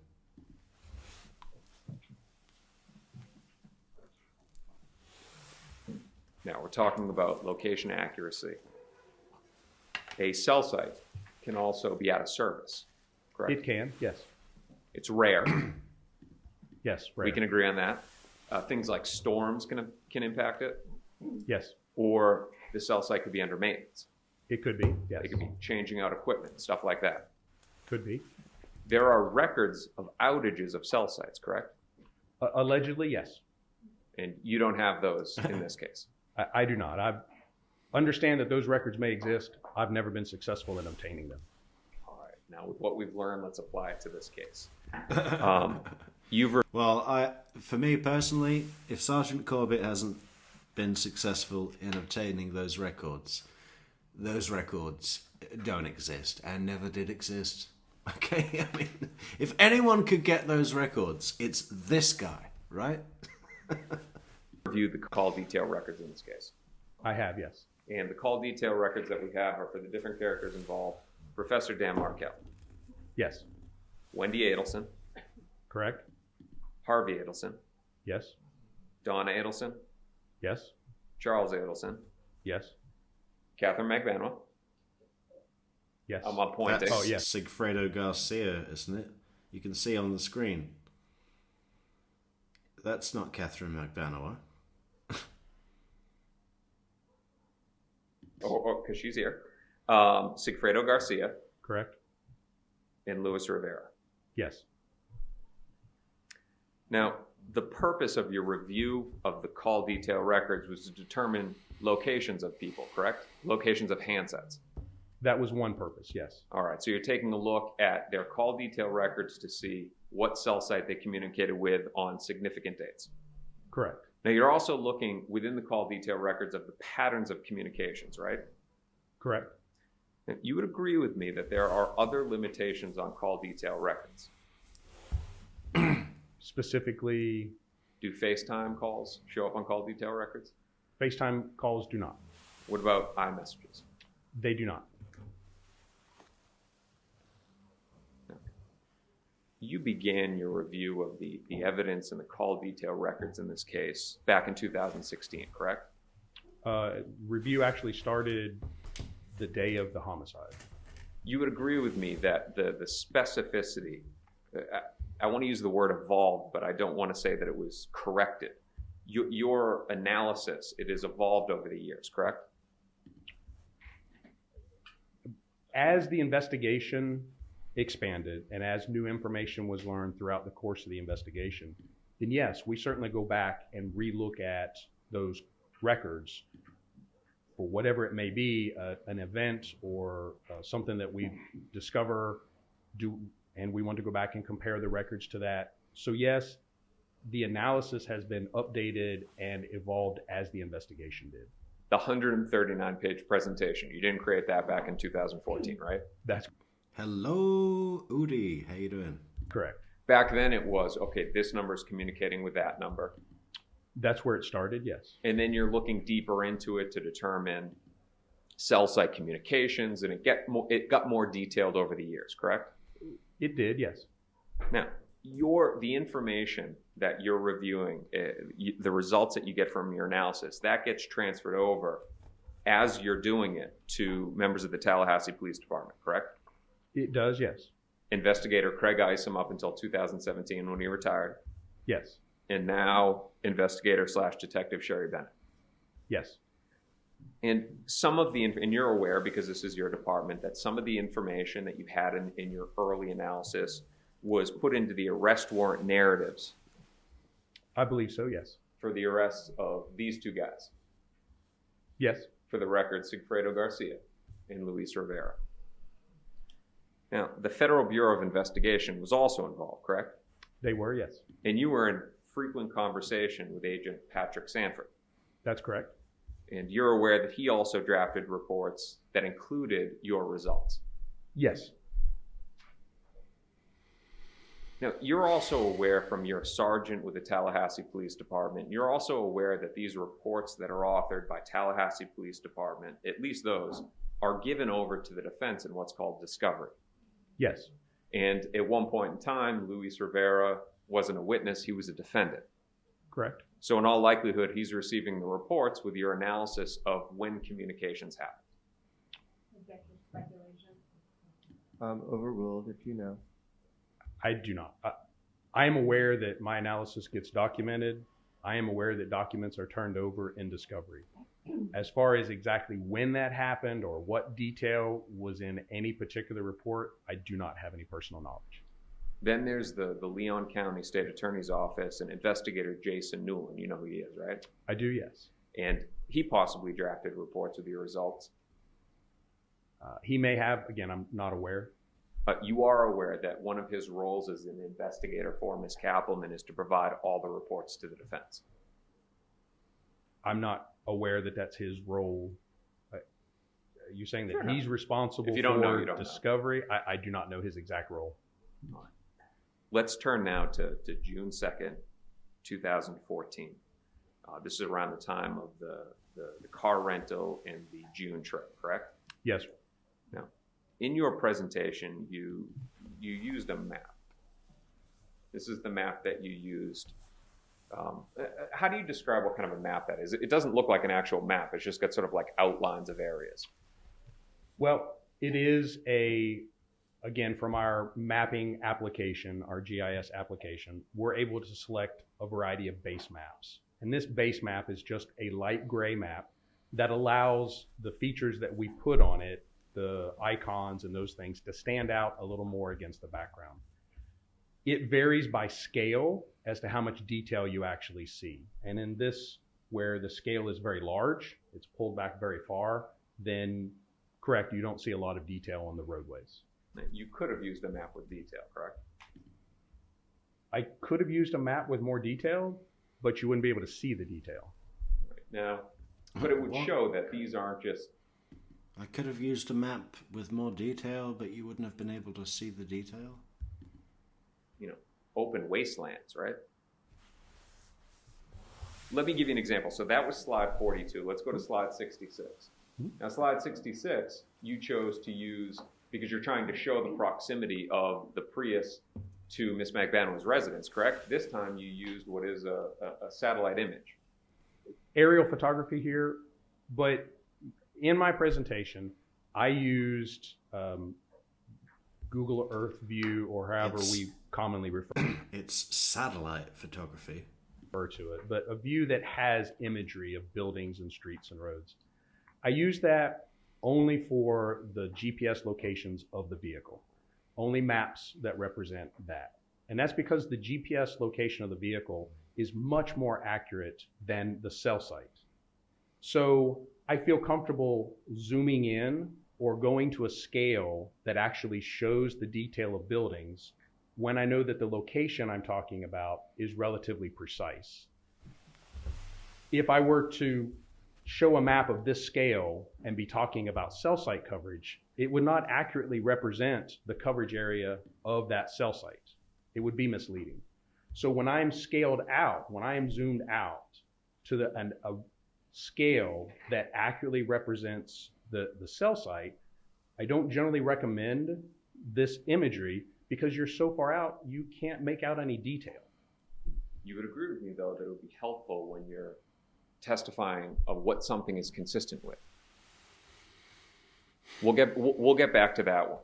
But I want to sidetrack for a second. You said it, and I'm like, it's a perfect example. The Prius and the GPS in the Prius, that's a perfect example of geolocation. It gives you absolute precise location within a few feet. Again, depending upon our usage of the term, yes, the GPS device on the vehicle is actively trying to locate itself. It's using satellites and other infrastructure and reporting that back. And almost always, that is going to be more accurate than a cell site location. Geolocation within a few parking spots, call detail records within a few miles. Could be, yes. Your Honor, if I could approach? Right. Sergeant, I'm showing you some three marks with the message at 10. You know what that is, right? I do, yes. That's a Google Maps of Miami International Airport and the surrounding areas. Yes, sir. And you know that that is a map of the area because you've looked at these maps and you also reviewed this document. That's correct. Is this a fair and accurate depiction of the Miami International Airport? It is, yes. Defense offers into evidence the three marks. That's 10. Any objection? Be admitted as Defense Exhibit 10. So, Sergeant, we're talking about the use of maps. and I'm going to now publish to the jury the Miami International Airport. So in your document, it just showed Miami International Airport just shows here, but you don't see the amount of houses, buildings in the area, correct? That's correct. The map you're showing is only one of several maps that we have for the travel to Comfort Rent-A-Car. And one of those maps is a smaller scale or zoomed in tighter than that one. So let's zoom out a little bit here. Now again, your testimony was that Ms. Magbanua's handset is servicing the cell site that's up here in the northeast corner of the airport. Correct. You would agree with me that this map shows the literal thousands and thousands of homes that are in the area. It shows a lot of something. I will assume that most are houses, there's businesses, there's a number of different structures. All right, so to get an idea as well of what we're talking about, these look to be two different golf courses, correct? They would appear to be? We have Miami International Airport, large airport. Correct. You ever flown through there? I have. It's big, right? It is. There's multiple major waterways, correct? Yes. To be Shipping fair, ports? Go ahead. correct. To be fair, based on where the cell site is located and the sector orientation, a majority of this image would not be within the coverage area of the cell site. We would shift low right to really represent the coverage area of that particular cell site. You'd agree with me, there's going to be a whole bunch of cell sites in that area. There are a number of cell sites in that area, yes. Okay, and we can agree on that. We're just talking about right now the level of congestion in that area. You would agree with me that beyond waterways, shipping ports, there's also multiple major highways that intersect with the airport, like most airports have, that you'll have a major roadway going through. That's correct. You were saying you would have to focus into the bottom right. Yes. I want you to take a look at right to the right of the airport, that golf course, and I'm now going to go to the next slide. Do you trust that this gives us an idea of the level of density in that area, the density of homes? Yes, it gives an idea of the area of density. I'm not sure that it represents, or this particular density is within that particular cell site, but it is representative of the density. You would agree with me that these homes are closely packed together? They are. And for each individual little rectangle, if there's 25 homes, that there's potentially thousands of homes just within that one little area. There could be a number of homes, yes. Now, you were asked if this was consistent with Ms. Magbanua driving to Comfort Rent-A-Car, correct? That's correct. You would agree with me that it could be consistent with Garcia, the father of her children, asking for a ride, right? It could be, yes. Not explaining what it was for, That's correct. correct? They're not strangers. They're not. It would also be consistent with her visiting a friend, correct? It could be. Now, you have, and you testified about this on direct, Ms. Magbanua's contacts. We have some of them, yes. And you plugged in certain names for certain phone numbers, but you didn't do it for her friends, correct? We have those from an iCloud account. We do have names associated with certain phone numbers. And if there was a question or a need to identify a phone number, then those contacts were looked at. Do you know who her close friends are? I do not. Do you know which one lives near the airport? I do not. Do you know who Kenya Revelis is? I do not.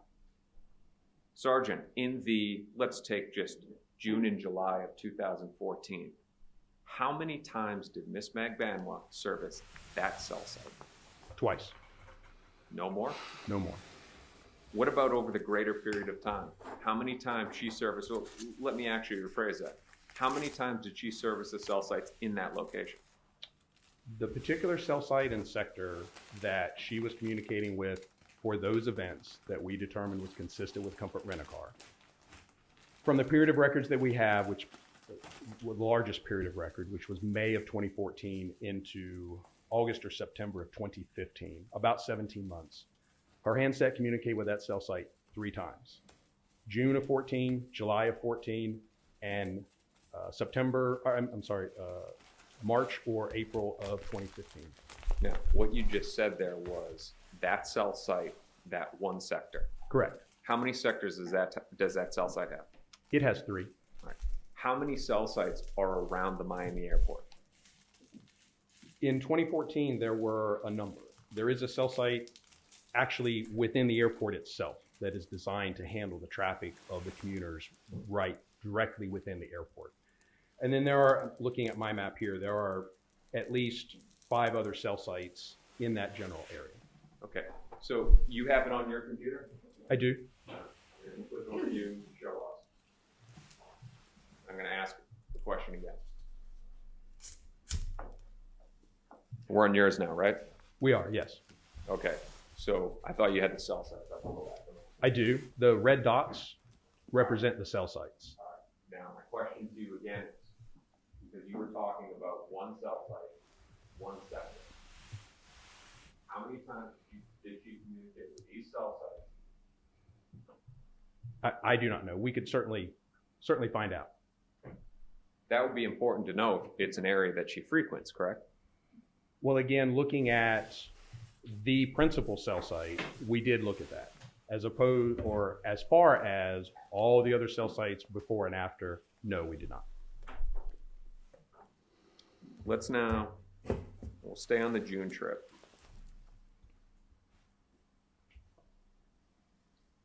June 4th, 2014, this is your slide 54. Yes. These are and again, you don't know the exact path that Rivera took. You can just estimate it based on when his handset is communicating with the cell site. Right? Correct. And first, let me say this, my slide 51, not 54.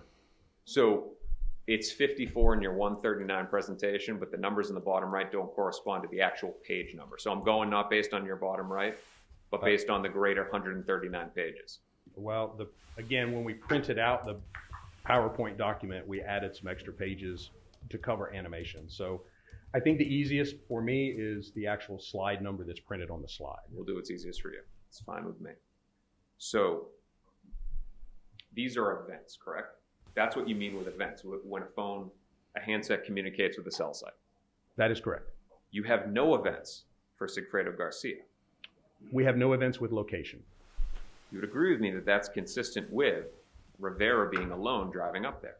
Understanding you have other information, we're going to talk about that, but that's consistent with Rivera being alone, correct? It could be, yes. Garcia could have rented the car for Rivera, right? He could have. Or Rivera could have cheated the system, right? Yeah. Rivera cheated the system, everybody. Yeah, no, or, maybe Garcia could have lent the car to a cow, and a cow could have driven the Prius to Tallahassee and shot Professor Markel. That could have happened. Rent under Garcia's name? I suppose it's possible. Do you know if the car rental guy, Waldo Nunez, identified Garcia as the one that rented the car? I have no knowledge of that. I'm going to say page 52, but it's 48. Of course, though, you have the citation with Garcia in the car. And I agree with you on that. That's one of the pieces that he has that ties him to the car, correct? Correct. Puts him in the vehicle. It does, yes. You'd agree with me, though, that that's 2 days before that trip. It is, yes. Doesn't prove that he went up from Miami to here in Tallahassee in June with Rivera. It does not. And again, we're talking about June 4th is when Rivera makes his trip. Garcia's in the car 2 days before. Correct. Now, one of the other things you talked about on direct examination, and you knew this because you're also TPD, is that there is a drug dealer that apparently saw Mr. Garcia. Yes. And we would have to rely on his word. Yes, I'm not familiar with his exact testimony, but yes, there was someone here who saw Mr. Garcia. And we would have to rely on his memory. I suppose so, yes. You would agree with me that you don't have in between this drug dealer and Garcia any call detail records, any events where Garcia is communicating with this drug dealer. I do not believe we do, no. But you do have it for the murder trip in July. I believe that's correct, yes. Nothing in June, only in July. Correct. We've just reviewed all of the evidence that Sigfredo Garcia was with Luis Rivera on that June trip, correct? And of course, Luis Rivera saying that that's the truth. My analysis is pertaining to the call detail records. I certainly do not know all of the evidence or all the witnesses or all the other pieces that may lend the idea that Mr. Garcia traveled as well. As far as the call detail records, what I have knowledge of, no. Fair enough. Yeah, we had a great one for Wendy, casting for Wendy. I never remember the name of the actress. I think it was...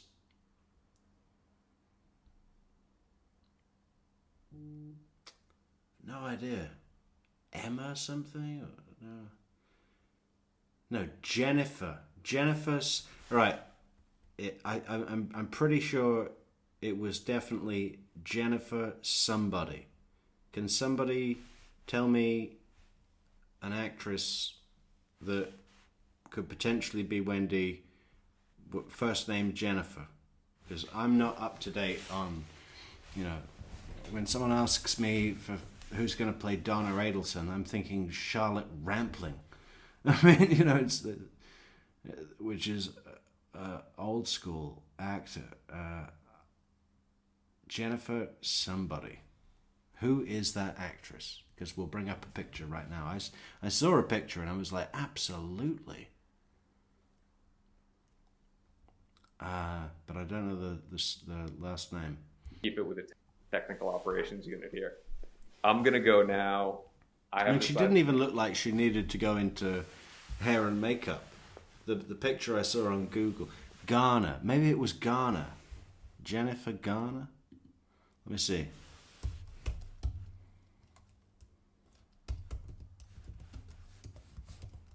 Or Lawrence. Hang on. Jennifer Lawrence.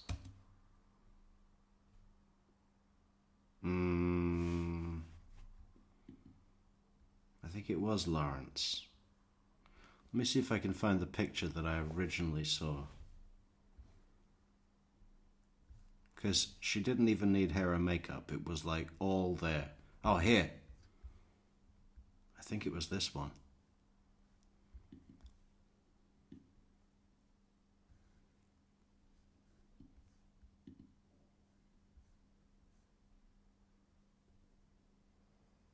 Well,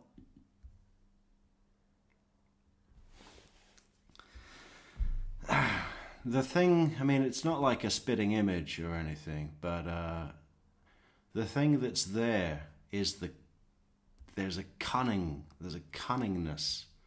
in the eyes. I'll show you the picture now.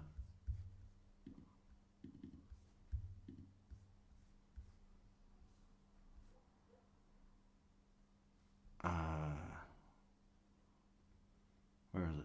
Jennifer. Here, Getty Images.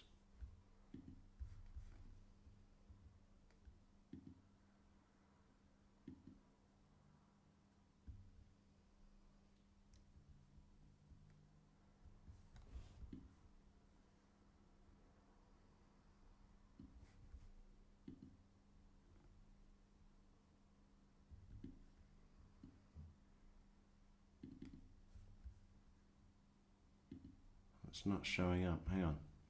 1 second, guys. 1 second.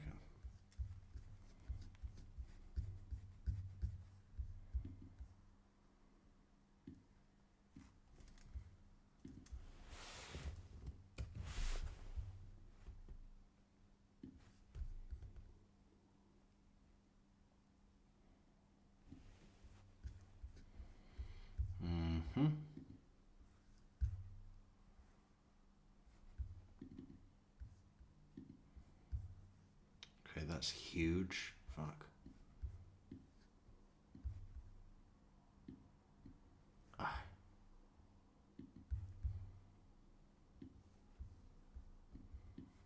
Got to be a quicker way to do this. 2 seconds, guys.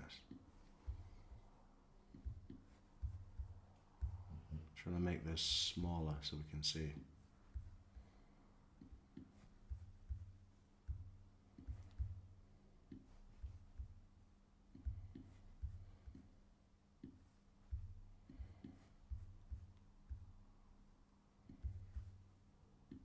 So this is Jennifer Lawrence. And I could totally see her being an effective Wendy. Right? I thought a tree fell down. Oh, I didn't think anything of it. I thought electrical things would happen. You know. Do you not think? There's that dark coldness to the eyes, this stare. But then, you know, coupled with what is overall quite a, you know, soft impression. But then the darkness to the eyes. Throw in some fucking blue contacts and I think we've got it. What do people think in chat? Do you think this would be a good Wendy? I can see it. I can totally see it. I speak Spanish.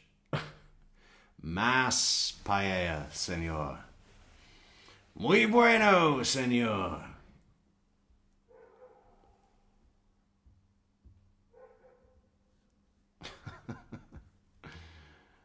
Oh.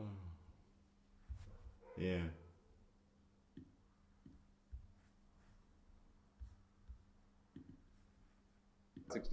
But it is 60B. B as in boy. This is June 5th, 2014, correct? It is June 4th and June 5th. All right. Now, there's communications. Now, what you have here is that Catherine Magbanua is communicating with Sigfredo Garcia and then communicates with a phone number for Luis Rivera. That's correct. How do you know that that phone number is Luis Rivera? Randy Rainbow. That was provided to me through the course of the investigation. All right. You don't have in your possession any call detail records or any subscriber information proving that that is Luis Rivera's number? I do not in my possession, no. Yeah.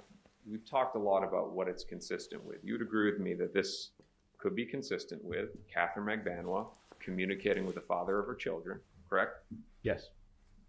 And the mother of Garcia's children communicating with Garcia's childhood friend, Luis Rivera, right?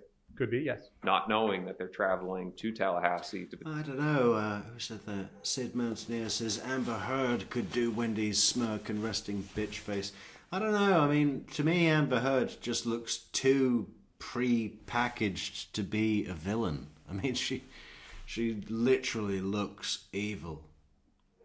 And so does Wendy. But Wendy's whole thing is coming across as this virtuous, you know, advocate for human trafficking, and I can't really see Amber Heard pulling that off in the slightest, or being hired as an actor for anything. I mean, fucking hell. I watched a clip of that Amber Heard doing something with what's his name? Kevin Costner. And I was just like, go home. How are you an actor? This is shit. Everything about what you're doing is shit. And then I, you know, I'm not much into, you know, superhero movies where there's a lot of special effects. It's not my thing. But I watched a little clip of Aquaman, and Amber Heard was running across this rooftop situation, down a hill, being chased, and, you know, it's much more choreography than acting. I mean, it's just action shit. And I thought that was shit. I mean, she's terrible on screen. Has not got it. Does not have it. Whatever is needed as an actor, she's not got it at all. It's ridiculous. Correct. Now I want to focus on, these aren't all the communications, correct? For that time period. These are all the communication between these specific phone numbers. What's been done is you took Captain McBanua's call detail records, you removed out other communications, and you conflated Yeah, see you later, Offering. all of the communications We're with closing Garcia it and up Rivera. too. It's going to be a short one tonight, guys. Just needed to come and, make some progress through this trial, but we're going to shut it down in about 5 minutes. Not that she was only communicating with Garcia, then Rivera, then only Garcia, correct? That's correct. You're on man, bro? May. Sergeant. I'm sure we'll use the 3 markers to 10-11.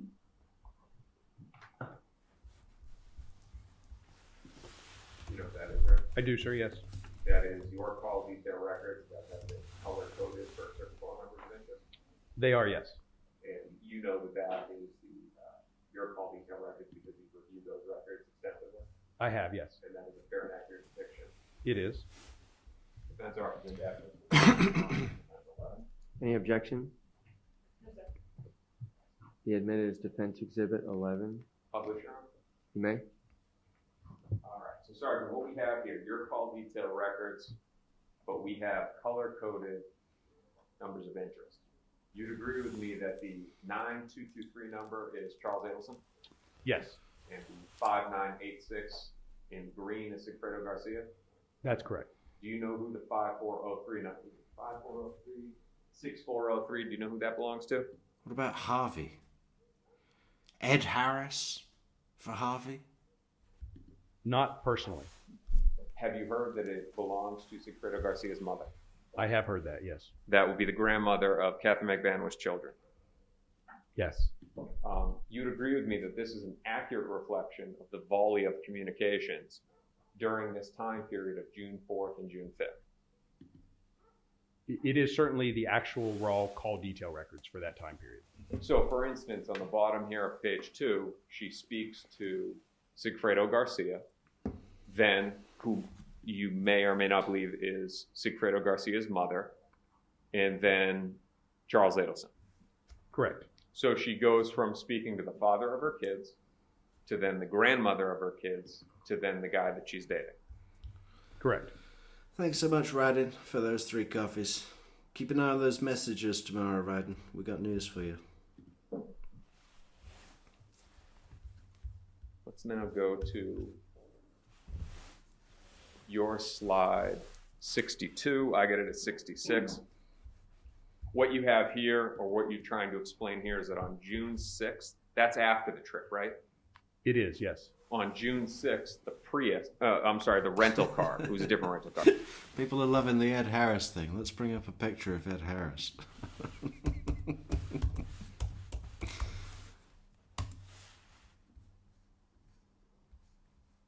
I think it could work, yeah. I'm trying to look for the most Harvey Adelson version.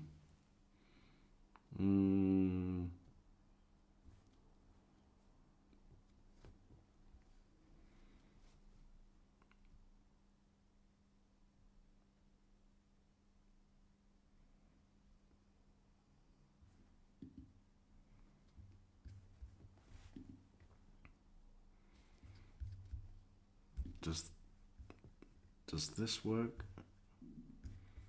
How about this one? I think it's close enough that the message is sent, right? That's what we're looking for. Hang on, we'll share this one now.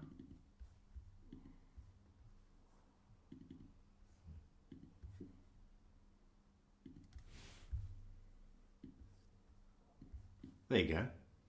I mean, you're telling me that they could have been separated at birth. Harvey Adelson, played by Ed Harris. Absolutely. The rental car was near Magbanua's residence, correct? That's correct. Let's talk about what that could be consistent with. It could be consistent with Garcia seeing its kids having been out of town for a couple of days, correct? Could be. Unbeknownst to Katie, that he was up here potentially trying to kill somebody. Correct. It's consistent with that, right? It is. Let's now talk about the car return. June 2014. So on direct examination, you were asked a question about when the car was returned. You don't know when it was returned, right? We do not. At all. That is a true estimate. It's an assumption that the car was returned on June 6th, correct? I'm not aware of any specific knowledge about exactly when the vehicle was returned. Could it have been returned on June 7th? It could have been. June 8th? Sure. The morning of June 6th? Could. So the testimony that we had, that you testified about a trip out to the area of the airport by Miss Magbanua on June 6th around 5 p.m., correct? Correct. Now, you're assuming that the car was returned on 6/6, June 6th. Correct. You're assuming that it was returned around 5 p.m. What I'm representing is that the call detail records show the same pattern of travel to the same area as when the vehicle was rented. But that's not my question. We're not talking about the rental of the vehicle days before. We're talking about the return of the vehicle. Correct. You don't know when the vehicle was returned. I do not. They don't know when the vehicle was returned. That I'm aware of, no. It could have been June 7th. It could have been. Could have been June 8th. Yes. You do not know that it was returned on June 6th at 5 p.m. I do not. That's an assumption based on an assumption. Yes. And you're also then further assuming that Miss Magbanua drove Mr. Garcia, right? Again, it's the analysis of the records and the locations of the cell sites that I'm depicting.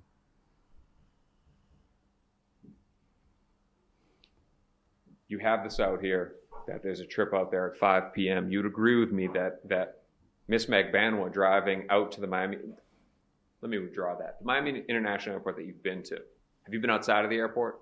I have. It's not in the middle of nowhere, correct? It is not. It's right smack dab in the middle of a whole bunch of other stuff like we saw, golf courses, waterways, highways, right? Correct. It's not like some of the rural areas. If you go to Louisville, Kentucky, the airport's sort of in the middle of nowhere. I'll take your word for that, but the Miami airport is not in the middle of nowhere. All right. So that travel, again, you're assuming that the car was even returned that day at that time. It's consistent with Miss Magbanua doing a whole bunch of other things, right? It could be. Consistent with her going to any number of the businesses that are right around the airport. Could be. Consistent with her picking up a friend from the airport. Could be. Consistent with her visiting Kenya Ravelos, who lives right below the airport. No personal knowledge of where they reside, but that's possible. It's consistent with a lot of other things what we're getting at here. It could be. Let's now talk about let's talk about a third trip. The next trip that you had, and you had a look on your face of, wait, what? Am I correct in that, in the reading of your face? Correct, yes. The next trip that you have the June trip and the murder trip in July, right? That's correct. There was never a mention to you of a third trip. I say never mentioned. I have heard third trip come up before. I'm aware of nothing that substantial. No, Jack Black is playing the role of Clarissa Labredo.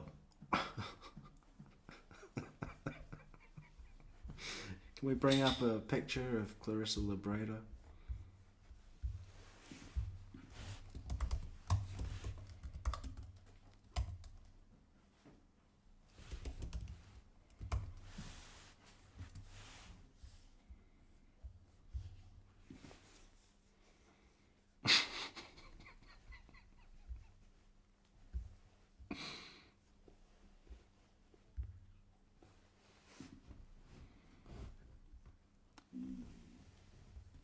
It doesn't quite look like Jack Black in this picture.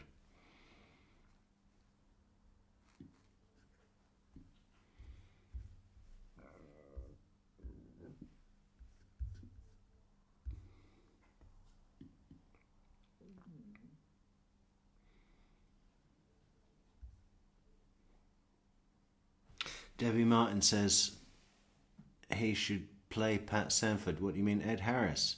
Maybe Ed Harris should play all the roles, right? you know, with the special effects, we could have him play Wendy and Isom.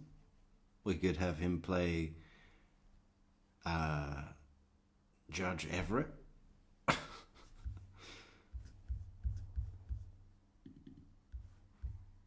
Donna.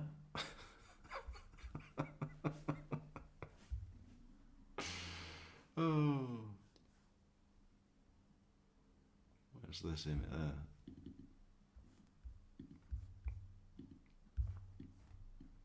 Jack Black in the flesh.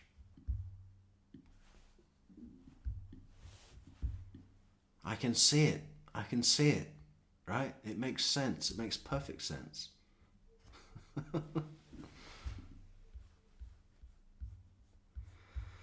Oh, we got to wrap it up. We're not going to get through this cross-examination tonight. I don't know how much is left.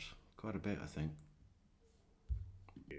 Now, let's make sure that we're clear for the jury what we're talking about. You've learned that Luis Rivera has talked about a third trip recently. I believe that's correct. This is not something that TPD had received years back and investigated a third trip because he never said it. I would not want to comment on Mr. Rivera's statements at any particular time. And I can't tell you that it's very recently that I've heard this, but there has been discussion previously about a possible third trip.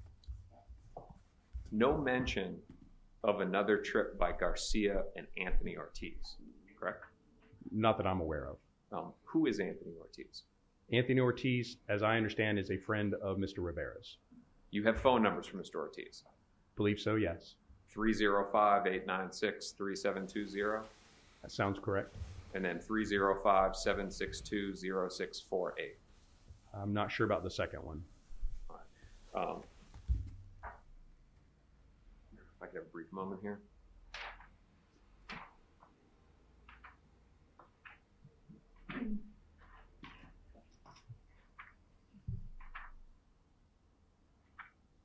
A brief moment, John. Yes.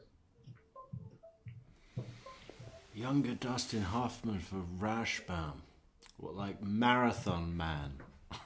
Sergeant, do you remember at the end of last Hey, year? Laurence Olivier, the dentist from Marathon Man. I mean, he's an actual fucking dentist. Let's bring him up. Lawrence for Harvey. Olivier. Olivier. Marathon Man. Oh, this is it. Fuck Ed Harris. Okay, Ed Harris, you're getting cast as Pat Sanford. Don't worry, Ed, we've got you. But Laurence Olivier is getting Harvey Adelson. I'm trying to find the best example here.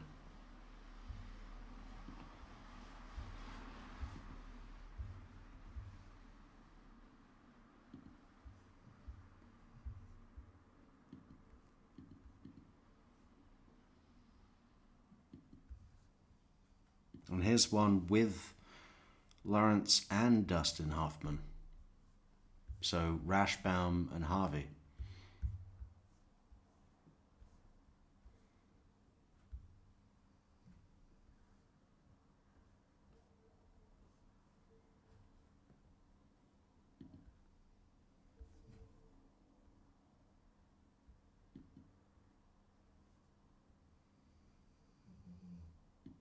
Wow, what an actor.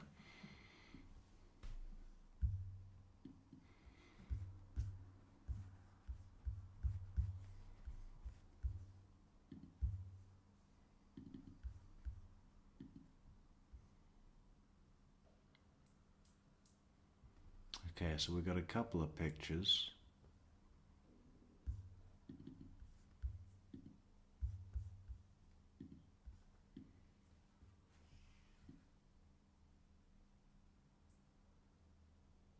I mean, he's got the evil, right? I mean, fucking hell. I think they call that stage presence, right? I mean, fuck me. How can you convey so much with just standing there, motionless and staring? I mean, whoa. Don't mess with that guy.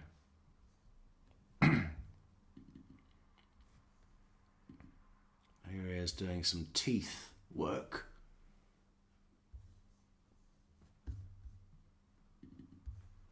We had one more. Where's the other one?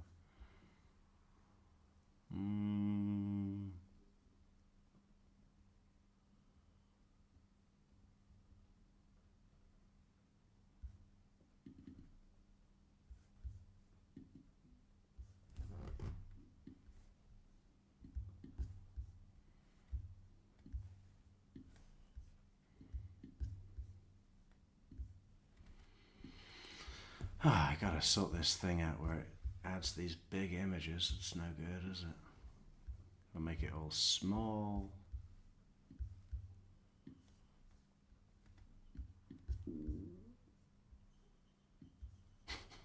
I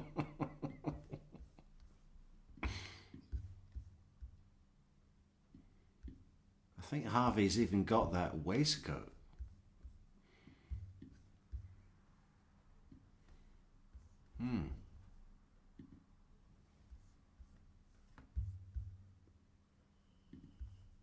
In position, and you had given that there was another phone number for Anthony Ortiz? That's possible, and I can look that up. I'm just not familiar with the number off the top of my head. Danny DeVito as Isom. How about Chris Farley? Is it Farley? You know, the fat guy? Come back to it. They're taking a look at the deposition, but would it be a stretch of the imagination that in your investigation you had two phone numbers for Anthony Ortiz? Would not be a stretch. This is getting to the core question here, was any investigation done into those phone numbers? Not that I'm aware of. Subscriber information? I believe there was a request for subscriber information for one of those numbers that was not returned. I'm not aware of any other, personally aware of any other investigation into those numbers. What about call detail records? Not that I'm aware of. You would agree with me that call detail records would be important to determine what, if any, involvement this third person had in this case? It would be helpful. Now, the 372... Sally Fields as Donna. Yeah, I can see that. Glenn Close.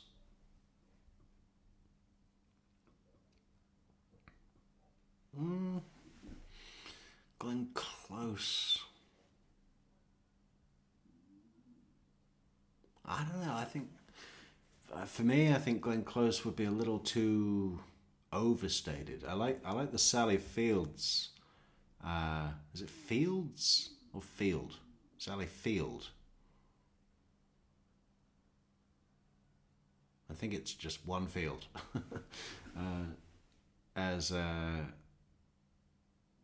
Well, let's double check that.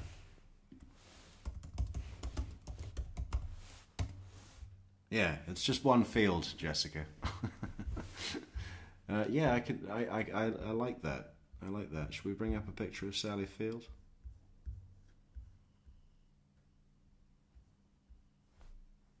With the grey hair. It has to be grey hair.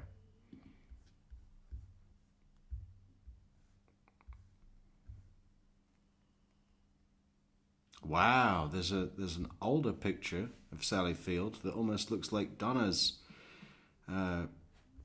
yearbook photo. Probably the same age, right?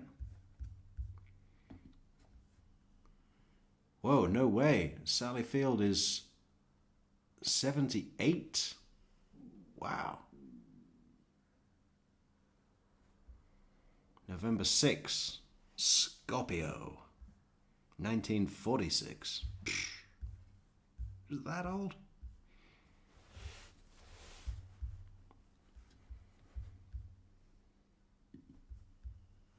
Zero. Am I incorrect in that the subscriber information comes back to Jessica Rodriguez? I'm not aware of having any actual subscriber information from a carrier for that number. So we can agree no investigation into Anthony Ortiz. That I'm aware of. So now that we don't have... On the subject of Chris Farley, has anyone seen Beverly Hills Ninja? Because that was brilliant. any investigation of a third trip, let's go to the next one that you have, the murder trip in July.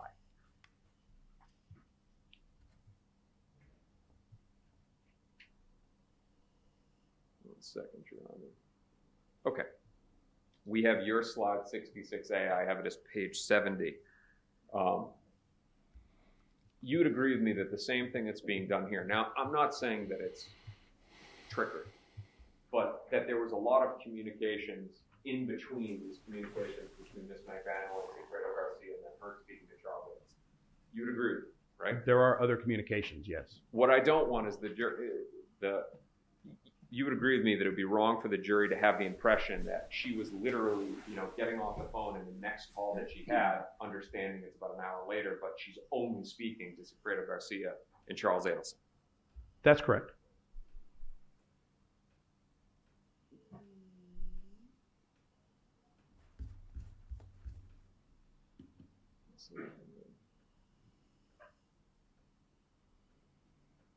Okay. I have this as page 88, your slide 98. Yes, sir. Wrong page.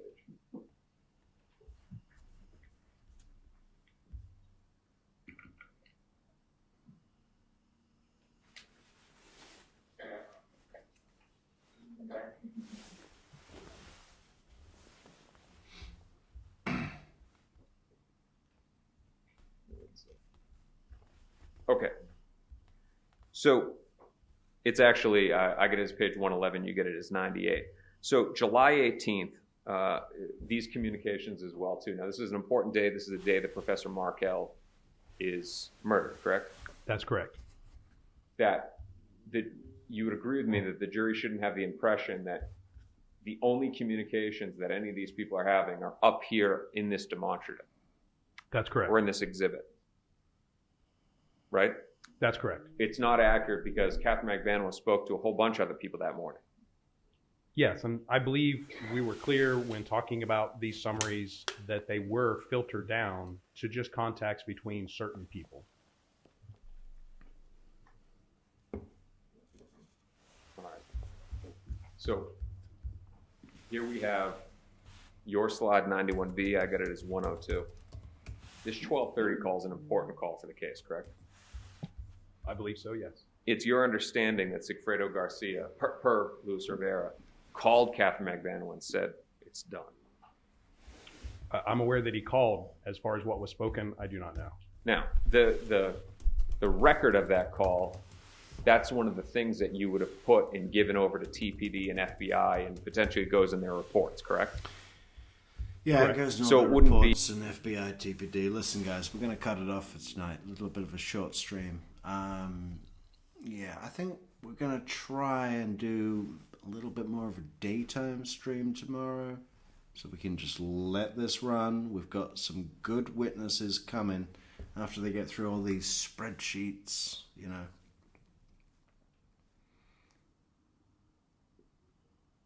But I just sense a danger to skipping any portion. Even the conversations that the attorneys have with the judge outside the presence of the jury, they tell the story. And, we owe it to ourselves, we owe it to Professor Markel to go through each and every piece as we prepare for Donna Adelson's trial. I think we're going to do the same with Charlie's trial, Maybe not the first one. Maybe not Garcia Magbanua, because, there were three sets of attorneys in that trial, so it was extra. But I think if we do Katie 2 and Charlie, that'll be enough to give us all the pertinent information that we need. Okay, no, thank you so much to everybody in chat. Thank you to everybody who liked the video, subscribed to the channel, and left a comment. Thank you to the supporters, the coffee guys, the super chatters, everyone else, and even people that are just in the background watching. We love you too. Okay, we'll be back tomorrow, probably a little earlier in the day, and we'll say good night for now. Don't be an Adelson. Be kind to each other, and just have a great day. Have a great rest, a great sleep, and we'll see you real soon here on True Crime Metrix. True Crime Metrix out.